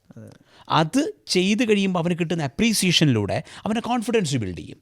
ഈ പ്രോബ്ലം എന്ന് പറയുന്നത് വേൾഡ് ഫേസ് ചെയ്യുന്ന ഒരു ക്ലൈമറ്റ് ഇഷ്യൂവുമായിട്ട് ബന്ധപ്പെട്ടൊരു പ്രോബ്ലം ആയിരിക്കാം. അതിലൂടെ അവൻ എൻവയോൺമെൻറ്റിനെ കുറിച്ചും ക്ലൈമറ്റിനെ കുറിച്ചും സെൻസിറ്റൈസ് ചെയ്യപ്പെടും. കാരണം നമ്മുടെ ഈ കരിക്കുലം 2030 എന്ന് പറയുന്നതിൻ്റെ തീമായിട്ട് നമ്മൾ എടുത്തിരിക്കുന്നത് UN സസ്റ്റൈനബിൾ ഡെവലപ്മെൻറ്റ് ഗോൾസാണ്. അപ്പോൾ ഇങ്ങനെ പല കാര്യങ്ങളെ കണക്ട് ചെയ്യുന്ന ഒരു ഇൻ്റർ ഡിസിപ്ലിൻ രീതിയിലായിരിക്കും ഇപ്പം പോകുന്നത്. ഓക്കെ, അപ്പോൾ എന്ത് ചെയ്യുന്നു, ഒന്നാമത്തെ സ്റ്റെപ്പിൽ കുട്ടി രജിസ്റ്റർ ചെയ്യുന്നു. രണ്ടാമത്തെ സ്റ്റെപ്പിൽ ആ കുട്ടി ഒരു ഗ്രൂപ്പിലേക്ക് അവനെയും കൂടെ സൗകര്യാർത്ഥം അസൈൻ ചെയ്യപ്പെടുന്നു. 3 അവൻ്റെ മെൻറ്ററുമായിട്ടുള്ള അസോസിയേഷൻ സ്റ്റാർട്ട് ചെയ്യുന്നു. 4 എല്ലാ വീക്കിലും അതാത് ദിവസത്തിൽ അവൻ ആ പരിപാടിയിൽ അറ്റൻഡ് ചെയ്യുന്നു. ആക്ച്വലി മെൻറ്ററുമായിട്ടുള്ള 10 പേരുടെ ഗ്രൂപ്പ് സെഷൻ നടക്കുന്നത് ഒരു വീക്കിലാണെങ്കിൽ അടുത്ത വീക്കിൽ ഇവനൊരു മാസ്റ്റർ ക്ലാസ്സിലൂടെയോ മറ്റൊരാളുടെ ഒരു വീഡിയോയിലൂടെ ആയിരിക്കും ഇവൻ, അല്ലെങ്കിൽ ഒരു ഡിജിറ്റൽ സെഷനിലൂടെ ആയിരിക്കും കടന്നു പോകുന്നത്. അതൊരു ലാർജ് ഗ്രൂപ്പ് സെഷൻ ആയിരിക്കും. അടുത്ത ആഴ്ച വീണ്ടും ഇവൻ എന്തിലേക്ക് വരുന്നു, മെൻറ്റർഷിപ്പിലേക്ക് വരുന്നു. ഈ രീതിയിലായിരിക്കും ഇവൻ മുന്നോട്ട് പോകുന്നത്. ഇവൻ്റെ കൃത്യമായ പ്രോഗ്രസ് എന്താണെന്നുള്ളത് പാരൻറ്റിനെ നമ്മൾ എല്ലാ ക്വാർട്ടറിലും അറിയിച്ചുകൊണ്ടിരിക്കും. എല്ലാ ക്വാർട്ടറിലും പാരൻറ്റുമായിട്ട് നമ്മളൊരു ഇൻട്രാക്ഷൻ നടത്തും. അപ്പോൾ ഇവനിലൊരു റിഫ്ലക്റ്റീവായിട്ടുള്ളൊരു ചേഞ്ച് ഉണ്ടാവുന്നുണ്ടോ എന്നുള്ള നമ്മൾ പാരൻറ്റിനോട് ചോദിക്കും. പാരൻറ്റിൻ്റെ ഫീഡ്ബാക്ക് നമ്മൾ റെക്കോർഡ് ചെയ്യും. ഈ ഓരോ കുട്ടിയുടെയും ഒരു ഫയൽ നമ്മൾ കീപ്പ് ചെയ്യുന്നുണ്ടാവും മുന്നോട്ട് പോകുന്ന സമയത്ത്. അപ്പോൾ അങ്ങനെ ആ കുട്ടിയെക്കുറിച്ചുള്ള കൃത്യമായ ബോധത്തോടുകൂടെയുള്ള ഒരു ഡെവലപ്മെൻ്റ് ആയിരിക്കും മുന്നോട്ട് പോകുന്നത്. ഇനി ഇതിനിടയ്ക്ക് എവിടെയെങ്കിലും വെച്ചിട്ട് നമ്മൾ മനസ്സിലാക്കുകയാണ് ഈ സ്റ്റുഡൻറ്റിന് കുറച്ചുകൂടെ ഒരു മെൻ്റൽ എംപവർമെൻറ്റിൻ്റെ നീഡുണ്ട്, അല്ലെങ്കിൽ ഇവൻ്റെ സ്കില്ലിൽ ഒരു സ്പെസിഫിക് കോമ്പണൻറ്റ് കൂടെ ബിൽഡ് ചെയ്യേണ്ടതായിട്ടുണ്ട്, അല്ലെങ്കിൽ പാരൻറ്റിൻ്റെ ഇങ്ങനൊരു ഇൻവോൾവ്മെൻറ്റ് ആവശ്യമാണ്. With the constant of parent നമ്മൾ ഇവനെ അവൻ്റെ ഒരു സ്പെഷ്യലിസ്റ്റിലേക്ക് 1-2 സെഷന് വേണ്ടിയിട്ട് നമ്മൾ മാപ്പ് ചെയ്തു എന്നിരിക്കാം. ഇത് with the constant of parent. അപ്പോൾ ഇങ്ങനെയായിരിക്കും ഈ സെഷൻ മുന്നോട്ട് പോകുന്നത് കൃത്യമായിട്ട് പറഞ്ഞാൽ. അങ്ങനെ ഒരു വർഷം കഴിയുമ്പോഴത്തേക്കും ആ സ്റ്റുഡൻറ്റിനെ സംബന്ധിച്ചിടത്തോളം അവന് കൺസിഡറബിൾ ആയിട്ടുള്ള ഒരു ലീപ്പ് ഈ 5 ഏരിയയിലും അവനുണ്ടാവും ഇതിൽ. അപ്പോൾ പാരൻറ്റിന് എവിടെയാണ് ഈ റിഫ്ലക്ഷൻ കാണാൻ കഴിയുക? ഒന്ന്, പാരൻറ്റ് നോക്കേണ്ടത് എന്താണ്, തൻ്റെ കുട്ടി പഴയതിനേക്കാൾ കോൺഫിഡൻ്റ് ആയിട്ടുണ്ടോ, തൻ്റെ കുട്ടി പഴയതിനേക്കാൾ മികച്ച രീതിയിൽ ആൾക്കാരോട് ഇടപെടുന്നുണ്ടോ, അവൻ്റെ ലൈഫിലെ പ്രോബ്ലത്തിനെ അവനായി തന്നെ സോൾവ് ചെയ്ത് അവൻ്റെ സ്ട്രെസ്സ് കുറച്ച് മുന്നോട്ട് പോകുന്നുണ്ടോ. ഈ സ്ട്രെസ് മാനേജ്മെൻറ്റിന് വേറെ പ്രത്യേകിച്ച് സിൽവർ ബുള്ളറ്റ് ഒന്നും ഇല്ലല്ലോ. നമ്മുടെ പ്രോബ്ലം സോൾവ് ചെയ്യേണ്ട സമയത്ത് സോൾവ് ചെയ്താൽ നമുക്ക് പ്രശ്നമൊന്നും ഉണ്ടാവില്ല. അല്ലാതെ മറ്റേ അവിലോം വിലോം വലിച്ചുകൊണ്ട് മാത്രം സ്ട്രെസ് മാനേജ്മെൻറ്റിൽ പ്രശ്നമൊന്നും നമുക്ക് കുറഞ്ഞു വരണമെന്ന് നിർബന്ധമൊന്നുമില്ലല്ലോ. അതൊന്നിൻ്റെ ഒരു ഘടകമാണ് അല്ലേ. സോ അപ്പം അടുത്ത അടുത്ത് വരുന്നൊരു സംഭവത്തിൽ എന്ത് സംഭവിക്കുന്നു, കൃത്യമായിട്ട് നമ്മൾ ഇവനെ കറക്റ്റ് ട്രാക്കിലൂടെ നമുക്ക് ഇവനൊരു ക്ലാരിറ്റി ഇവോൾവ് ചെയ്ത് വരുന്നുണ്ടോ, ഇവൻ കൃത്യമായ സമയത്ത് പഠിത്തം ഇവന് അതിനൊരു സ്ട്രക്ചർ ചെയ്യുക. എത്ര ടോട്ടൽ ഡെവലപ്മെൻ്റ് എന്ന് പറഞ്ഞാലും മാർക്ക് താഴേക്ക് പോയി കഴിഞ്ഞാൽ വലിയ യൂണിവേഴ്സിറ്റിയിലേക്ക് അഡ്മിഷൻ കിട്ടാൻ വലിയ പാടാണ്. അല്ലെങ്കിൽ ഇവൻ ഫിനോമിനലി ഗുഡ് പ്രൊഡിജിയായി മാറിയിട്ടുണ്ടാവണം. മാർക്കിന് വളരെ ഇമ്പോർട്ടൻസ് ഒക്കെ അവിടെ ഉണ്ട്. അപ്പോൾ ആ പഠിത്തം കൃത്യമായ ഡിസിപ്ലിനിൽ നടക്കുന്നുണ്ടോ, അതിൽ ഇവൻ്റെ ലേണിംഗ് സ്റ്റൈലിനനുസരിച്ച് ഇവനൊരു പഠിത്തം മുന്നോട്ട് കൊണ്ടുപോകുന്നുണ്ടോ, ഈ പറയുന്ന കാര്യങ്ങളെല്ലാം നോക്കുമ്പോഴത്തേക്കും പാരൻറ്റിന് കൃത്യമായി മുന്നിൽ മനസ്സിലാവും ഇത് പോയതിന് മുമ്പും പോയതിന് ശേഷവും എന്തെങ്കിലും വ്യത്യാസം അവിടെ ഉണ്ടാകുന്നുണ്ടോ എന്ന് പാരൻറ്റിന് കൃത്യമായി മനസ്സിലാവും. ഇങ്ങനൊരു പ്രോസസ്സിലൂടെ ആയിരിക്കും നമ്മൾ മുന്നോട്ട് കൊണ്ടുപോകുന്നത്. ഒരു ആക്ടിവിറ്റി ബേസ്ഡ് സിസ്റ്റമാണ്, 100% ആക്ടിവിറ്റി ബേസ്ഡ് ആയിട്ടുള്ള സിസ്റ്റമാണ്. അതായത് ഒരു സ്റ്റുഡൻറ്റ് അവൻ ഹാൻഡ്സ് ഓൺ ആയി കാര്യങ്ങളിൽ ഇൻവോൾവ് ആയി ഒരു ഗ്രൂപ്പിൽ ഡിസ്കസ് ചെയ്ത് അതിൻ്റെ ടുഗദറായിട്ടുള്ള ഒരു ഡിസിഷൻ മേക്കിങ്ങിലൂടെ കാര്യങ്ങളെ മുന്നോട്ട് കൊണ്ടുപോകുന്ന ഒരു പ്രോസസ്സാണ് ഇതിനകത്ത് ഇൻവോൾവ് ചെയ്തിരിക്കുന്നത്. ഇപ്പം നമ്മുടെ കേരളത്തിൽ ഇപ്പം നമ്മുടെ 100 എക്കോസിസ്റ്റം സ്ട്രാറ്റജിസ്റ്റുകളെ നമ്മൾ അസൈൻ ചെയ്തേക്കാണ്. ആദ്യത്തെ 10,000 പേരെ പിക്ക് ചെയ്യുന്ന കാര്യത്തിൽ ഇപ്പോൾ അവരിപ്പോൾ എന്താണ് ഒരു എക്കോസിസ്റ്റം സ്ട്രാറ്റജിസ്റ്റ്. അപ്പോൾ നമ്മുടെ ഒരു വില്ലേജ് പാർക്കുണ്ട്, വലിയൊരു മിനി IT പാർക്ക് അവിടെ ഉണ്ട് ഒരു ഗ്രാമത്തിൽ. അവിടെ ഒരു എക്കോസിസ്റ്റം സ്ട്രാറ്റജിസ്റ്റ് എന്ന് പറയുമ്പം അവിടെ ആ ഗ്രാമത്തിൻ്റെ ചാർജ് ഏൽപ്പിച്ച ആളാണ്. അപ്പോൾ അവർക്കാണ് ടാൽറോപ്പിൻ്റെ ഓരോ മിഷനും നമ്മളിപ്പോൾ ഇതുപോലെ ഓരോ പാർട്ട്ണർഷിപ്പും കൊണ്ടുവരുന്ന ആ ഗ്രാമത്തിലേക്ക് ഇത് കൊണ്ടുവരണം. കാര്യം ഈ ഇൻ്റർനാഷണൽ എക്സ്പോഷറൊക്കെ നമ്മുടെ ഗ്രാമങ്ങളിൽ എത്തിക്കണമെങ്കിൽ നമ്മൾ ഇനിഷ്യേറ്റീവ് എടുക്കുന്നത്. ഇതാണ് ശരിക്കും നമ്മുടെ വില്ലേജ് പാർക്കിലൂടെ ചെയ്യുന്നത്. അപ്പോൾ എക്കോസിസ്റ്റം സ്ട്രാറ്റജിസ്റ്റ് ചെയ്യുന്ന അത്ര വലിയൊരു ഇമ്പോർട്ടൻ്റ് ഉള്ള കാര്യമാണ് അയാൾ ചെയ്യുന്നത്. അപ്പോൾ ആ എക്കോസിസ്റ്റം സ്ട്രാറ്റജിസ്റ്റ് പോയി ഈ പാരൻറ്റിനോട് നമ്മുടെ ഈ കോൺസെപ്റ്റ് പറയണം. ഇപ്പോൾ ഈ പോഡ്കാസ്റ്റ് നമ്മൾ അതിനുവേണ്ടി ഉപയോഗിക്കുന്നുണ്ട്. കാര്യം ഒരു പാരൻറ്റിന് ഒരു പക്ഷേ എക്കോസിസ്റ്റം സ്ട്രാറ്റജിസ്റ്റിന് ഇതേപോലെ പോയി പറഞ്ഞ് മനസ്സിലാക്കി കൊടുക്കാൻ പറ്റിയെന്ന് വരില്ല. അപ്പോൾ എന്താണ് ഈ ലൈഫോളജിയിൽ ഇത്രയും വർഷത്തെ ജേണി, ഈ 2003 മുതൽ ഇതുവരെയുള്ള കഥ അവർക്ക് ഒരു പക്ഷേ എല്ലാം നമ്മൾ ഈ ഒരു പാരൻറ്റിന് നമ്മുടേതായ ഒരു പ്രസൻറ്റേഷനുണ്ട്. അതിനപ്പുറം അവർ പ്രസൻറ്റ് ചെയ്യുമ്പോൾ ചിലപ്പോൾ ആ ഒരു ക്ലാരിറ്റി കിട്ടിക്കൊള്ളണമെന്നില്ല. അപ്പോൾ നമ്മൾ ഇത് അതിന് വേണ്ടിയിട്ടും കൂടി യൂസ് ചെയ്യണം. അതുകൊണ്ടാണ് ഞാൻ ചില ചോദ്യങ്ങൾ അങ്ങനെ തന്നെ ചോദിച്ചത്. ഈ പാരൻറ്റിന് കുറച്ചും കൂടി ഐഡിയ കിട്ടാൻ നമ്മൾ എന്താണ് ഈ കോൺസെപ്റ്റ് ഡെവലപ്പ് ചെയ്യുന്നത്. കാര്യം അവർക്ക് ഒരു കാര്യം ഈ പാരൻസിന് വളരെ ക്ലിയർ ആയിട്ട് അറിയാം, എന്തായാലും ഈ റെഗുലർ വിദ്യാഭ്യാസം കൊണ്ട് അവർക്കൊന്നും കിട്ടാനൊന്നും പോകുന്നില്ല. പക്ഷേ ഒരു ആൾട്ടർനേറ്റ് സംവിധാനം എന്താണ്? ഇപ്പോൾ കുറേ ടോപ്പിക്കുകളിൽ നമ്മൾ സ്പെഷ്യൽ ട്യൂഷൻ കൊടുക്കുന്നത് പോലെയല്ല, അവർ ഈ പഠിക്കുന്ന അക്കാഡമിക്കിന് സ്പെഷ്യൽ ട്യൂഷനും അല്ലെങ്കിൽ മാത്സിൽ സ്പെഷ്യൽ ട്യൂഷൻ എന്ന് പറയും പോലെയല്ല, അവരുടെ ഒരു ലൈഫ് മെൻറ്റർഷിപ്പാണ് നമ്മൾ ഈ കൊടുക്കുന്നത്. ലൈഫാണ് മെൻറ്റർ ചെയ്യുന്നത്. അവരുടെ കരിയർ എന്ന് പറയുമ്പം അവരുടെ ഒരു ഫ്യൂച്ചർ എങ്ങനെ ആയിരിക്കണം. അപ്പോൾ നമ്മൾ നേരത്തെ ഫ്യൂച്ചർ മാപ്പിംഗ് എന്ന് പറയുന്നില്ല. അപ്പോൾ ഫ്യൂച്ചർ മാപ്പ് എന്ന് പറഞ്ഞ ഒരു സംഭവം നമ്മൾ അവർക്ക് ഡെവലപ്പ് ചെയ്ത് കൊടുക്കുകയാണ്. അപ്പോൾ ഈ ഒരു ആശയത്തെ നമ്മുടെ എക്കോസിസ്റ്റം സ്ട്രാറ്റജിസ്റ്റുമാർ ശരിക്കും ഉൾക്കൊണ്ടാൽ, അത് കറക്റ്റ് ഈ പാരൻസിന് അത് കിട്ടിയാൽ, നമ്മൾ പറയുന്ന ഈ 10,000 പേര് കേരളത്തിൽ ഇപ്പോൾ ആദ്യത്തെ നമ്മൾ 100 ഗ്രാമത്തിൽ നിന്ന് എടുക്കുന്നു, അത് കഴിഞ്ഞിട്ട് ബാക്കി 900 ഗ്രാമത്തിൽ നിന്നും കൂടെ എടുത്തു കഴിഞ്ഞാൽ ടോട്ടൽ 10,000. കാര്യം അതിനപ്പുറത്തേക്ക് നമുക്ക് കൊണ്ടുവരാൻ കഴിയുന്ന ഒരു സ്റ്റേജിലും അല്ല നമ്മളിപ്പോൾ. കാര്യം ഇന്ത്യ മുഴുവൻ നമുക്കിത് ചെയ്യേണ്ടതാണ്. അപ്പോൾ അതിൽ കേരളത്തിൽ നമ്മൾ മാക്സിമം 10,000 പേരാണ്. അപ്പോൾ അതിൽ ഈ 100 ഗ്രാമങ്ങളിൽ 10 പേര് എടുക്കുമ്പോൾ തന്നെ ശരിക്കും കേരളത്തിന് ആ ഇമ്പാക്റ്റ് കണ്ടു തുടങ്ങാൻ കഴിയും. നമ്മൾ പറയുന്നതിനൊക്കെ ഒരു 10,000 പേരെയൊക്കെ എടുത്ത് ഡെവലപ്പ് ചെയ്ത് കഴിഞ്ഞാൽ നമ്മളും ചൈനയെക്കാളും അല്ലെങ്കിൽ അമേരിക്കയെക്കാളും ഒക്കെ മുന്നിലാകുന്ന ഒരു സമയം വരും. ഇപ്പോൾ ലൈഫോളജി ചെയ്യുന്നത് ഒരു ചെറിയ കാര്യമല്ല. അപ്പോൾ ആ വലിയൊരു കാര്യം, ആ വലിയൊരു ഇനിഷ്യേറ്റീവ് നമ്മുടെ ഗ്രാമങ്ങളിലേക്ക് എത്തുമ്പോൾ അത് എത്തിക്കാൻ ടാൽറോപ്പിന് കഴിയുന്നതോടുകൂടി ഒരു ഭയങ്കര ഇമ്പാക്റ്റ് നമുക്ക് എന്ത് ചെയ്യാൻ കഴിയും, ഉണ്ടാക്കാൻ കഴിയും. ഇപ്പം ഒരുപാട് സ്കൂൾസ് നമ്മളോട് ഇപ്പോൾ ആവശ്യപ്പെടുന്നുണ്ട് എങ്ങനെയാണ് ഈ പ്രോഗ്രാം അവിടേക്ക് കൊണ്ടുവരാൻ കഴിയുന്നത്. അപ്പോൾ നമ്മൾ പറയുന്നുണ്ട് ഇപ്പോൾ ഗ്രാമങ്ങളിൽ നമ്മൾ ഈ 1ാം ഘട്ടം കഴിഞ്ഞാൽ നമുക്ക് ഓഫ് കോഴ്സ് നമുക്ക് ഈ സ്കൂളുകളിലേക്ക് ഒരു സ്പെഷ്യൽ പ്രോഗ്രാം പോലെ നമുക്ക് ചില സ്കൂൾസ് ഭയങ്കര ഇനിഷ്യേറ്റീവ് എടുക്കുന്ന സ്കൂൾസ് ഉണ്ട്. അവരെ നമുക്ക് എന്ത് ചെയ്യാൻ പറ്റും, ഇത് കണക്ട് ചെയ്യാൻ വഴി അവരോട് നമുക്ക് പറയാം ഇങ്ങനൊരു പ്രോഗ്രാം ഉണ്ട്, ഇങ്ങനൊരു കോൺസെപ്റ്റ് ഉണ്ട്, നമ്മൾ ഇന്ന ഗ്രാമങ്ങളുടെ ഡെവലപ്മെൻറ്റ്സുമായി ബന്ധപ്പെട്ടും ഗ്ലോബൽ സിറ്റിസൺസിന് ഉണ്ടാക്കിയെടുക്കാൻ വേണ്ടിയിട്ടുമാണ് നമ്മൾ കുട്ടികളെ എന്ത് ചെയ്യണം ആ ലെവലിലേക്ക് പ്രിപ്പയർ ചെയ്യുന്നത്. ഒരു പക്ഷേ സ്കൂളിന് ഇനിഷ്യേറ്റീവ് എടുക്കാൻ കഴിയുമെങ്കിൽ ഓഫ് കോഴ്സ് അവരെ നമുക്കിതിൽ പാർട്ട്ണർ ചെയ്യാം. കാര്യം അവർ ഇനിഷ്യേറ്റീവ് എടുക്കാൻ തയ്യാറാവുന്ന ഒരാളെ നമ്മൾ നിരുത്സാഹപ്പെടുത്തേണ്ടതില്ല. അപ്പോൾ നമ്മളിപ്പോൾ കുറേയധികം സംസാരിച്ചു. അപ്പോൾ നമ്മുടെ അൺടോൾഡ് സ്റ്റോറീസ് എന്നുള്ള പോഡ്കാസ്റ്റ് തുടങ്ങിയത് പോലും ടാൽറോപ്പിൻ്റെ എക്കോസിസ്റ്റത്തിൽ വരുന്ന ഒരുപാട് ഇമ്പാക്റ്റുകൾ നമ്മുടെ ഓഡിയൻസിന്, നമ്മുടെ കുറേ ആളുകൾ വളരെയധികം വീക്ഷിച്ചുകൊണ്ടിരിക്കുന്നുണ്ട് ടാൽറോപ്പിൻ്റെ ഓരോ മിഷനൊക്കെ. അപ്പോൾ അവർക്ക് ഇതെന്താണെന്ന് കൃത്യമായിട്ട് മനസ്സിലാക്കി കൊടുക്കാനും അവരുടെ മക്കൾക്ക് ഒരു പക്ഷേ ഈ ഒരു പ്രോഗ്രാമിലേക്ക് ജോയിൻ ചെയ്യണമെങ്കിൽ എക്സാക്ട്ലി എന്താണ് ഈ പ്രോഗ്രാംസ് എന്ന്, ഓരോ പ്രോഗ്രാംസ് എന്താണെന്ന് മനസ്സിലാക്കാനും ഒക്കെയാണ്. അപ്പോൾ ഇന്ന് നമ്മുടെ അൺടോൾഡ് സ്റ്റോറീസിൽ നമ്മുടെ ലൈഫോളജിയെ റെപ്രസെൻറ്റ് ചെയ്തുകൊണ്ട് നമ്മുടെ വൈക്കിപ്പും U100 പ്രോഗ്രാം എക്സാക്ട്ലി എന്താണെന്ന് നമ്മുടെ പാരൻസിനും ഈവൻ നമ്മുടെ എക്കോസിസ്റ്റം സ്ട്രാറ്റജിസ്റ്റിനും നമ്മുടെ എൻ്റെ ടാൽറോപ്പ് എക്കോസിസ്റ്റം മെമ്പേഴ്സിനും പരിചയപ്പെടുത്തിയതിന് എല്ലാവർക്കും ഒരു സ്പെഷ്യൽ താങ്ക്സ് ആണ്. Thank you Safeer. Thank you so much.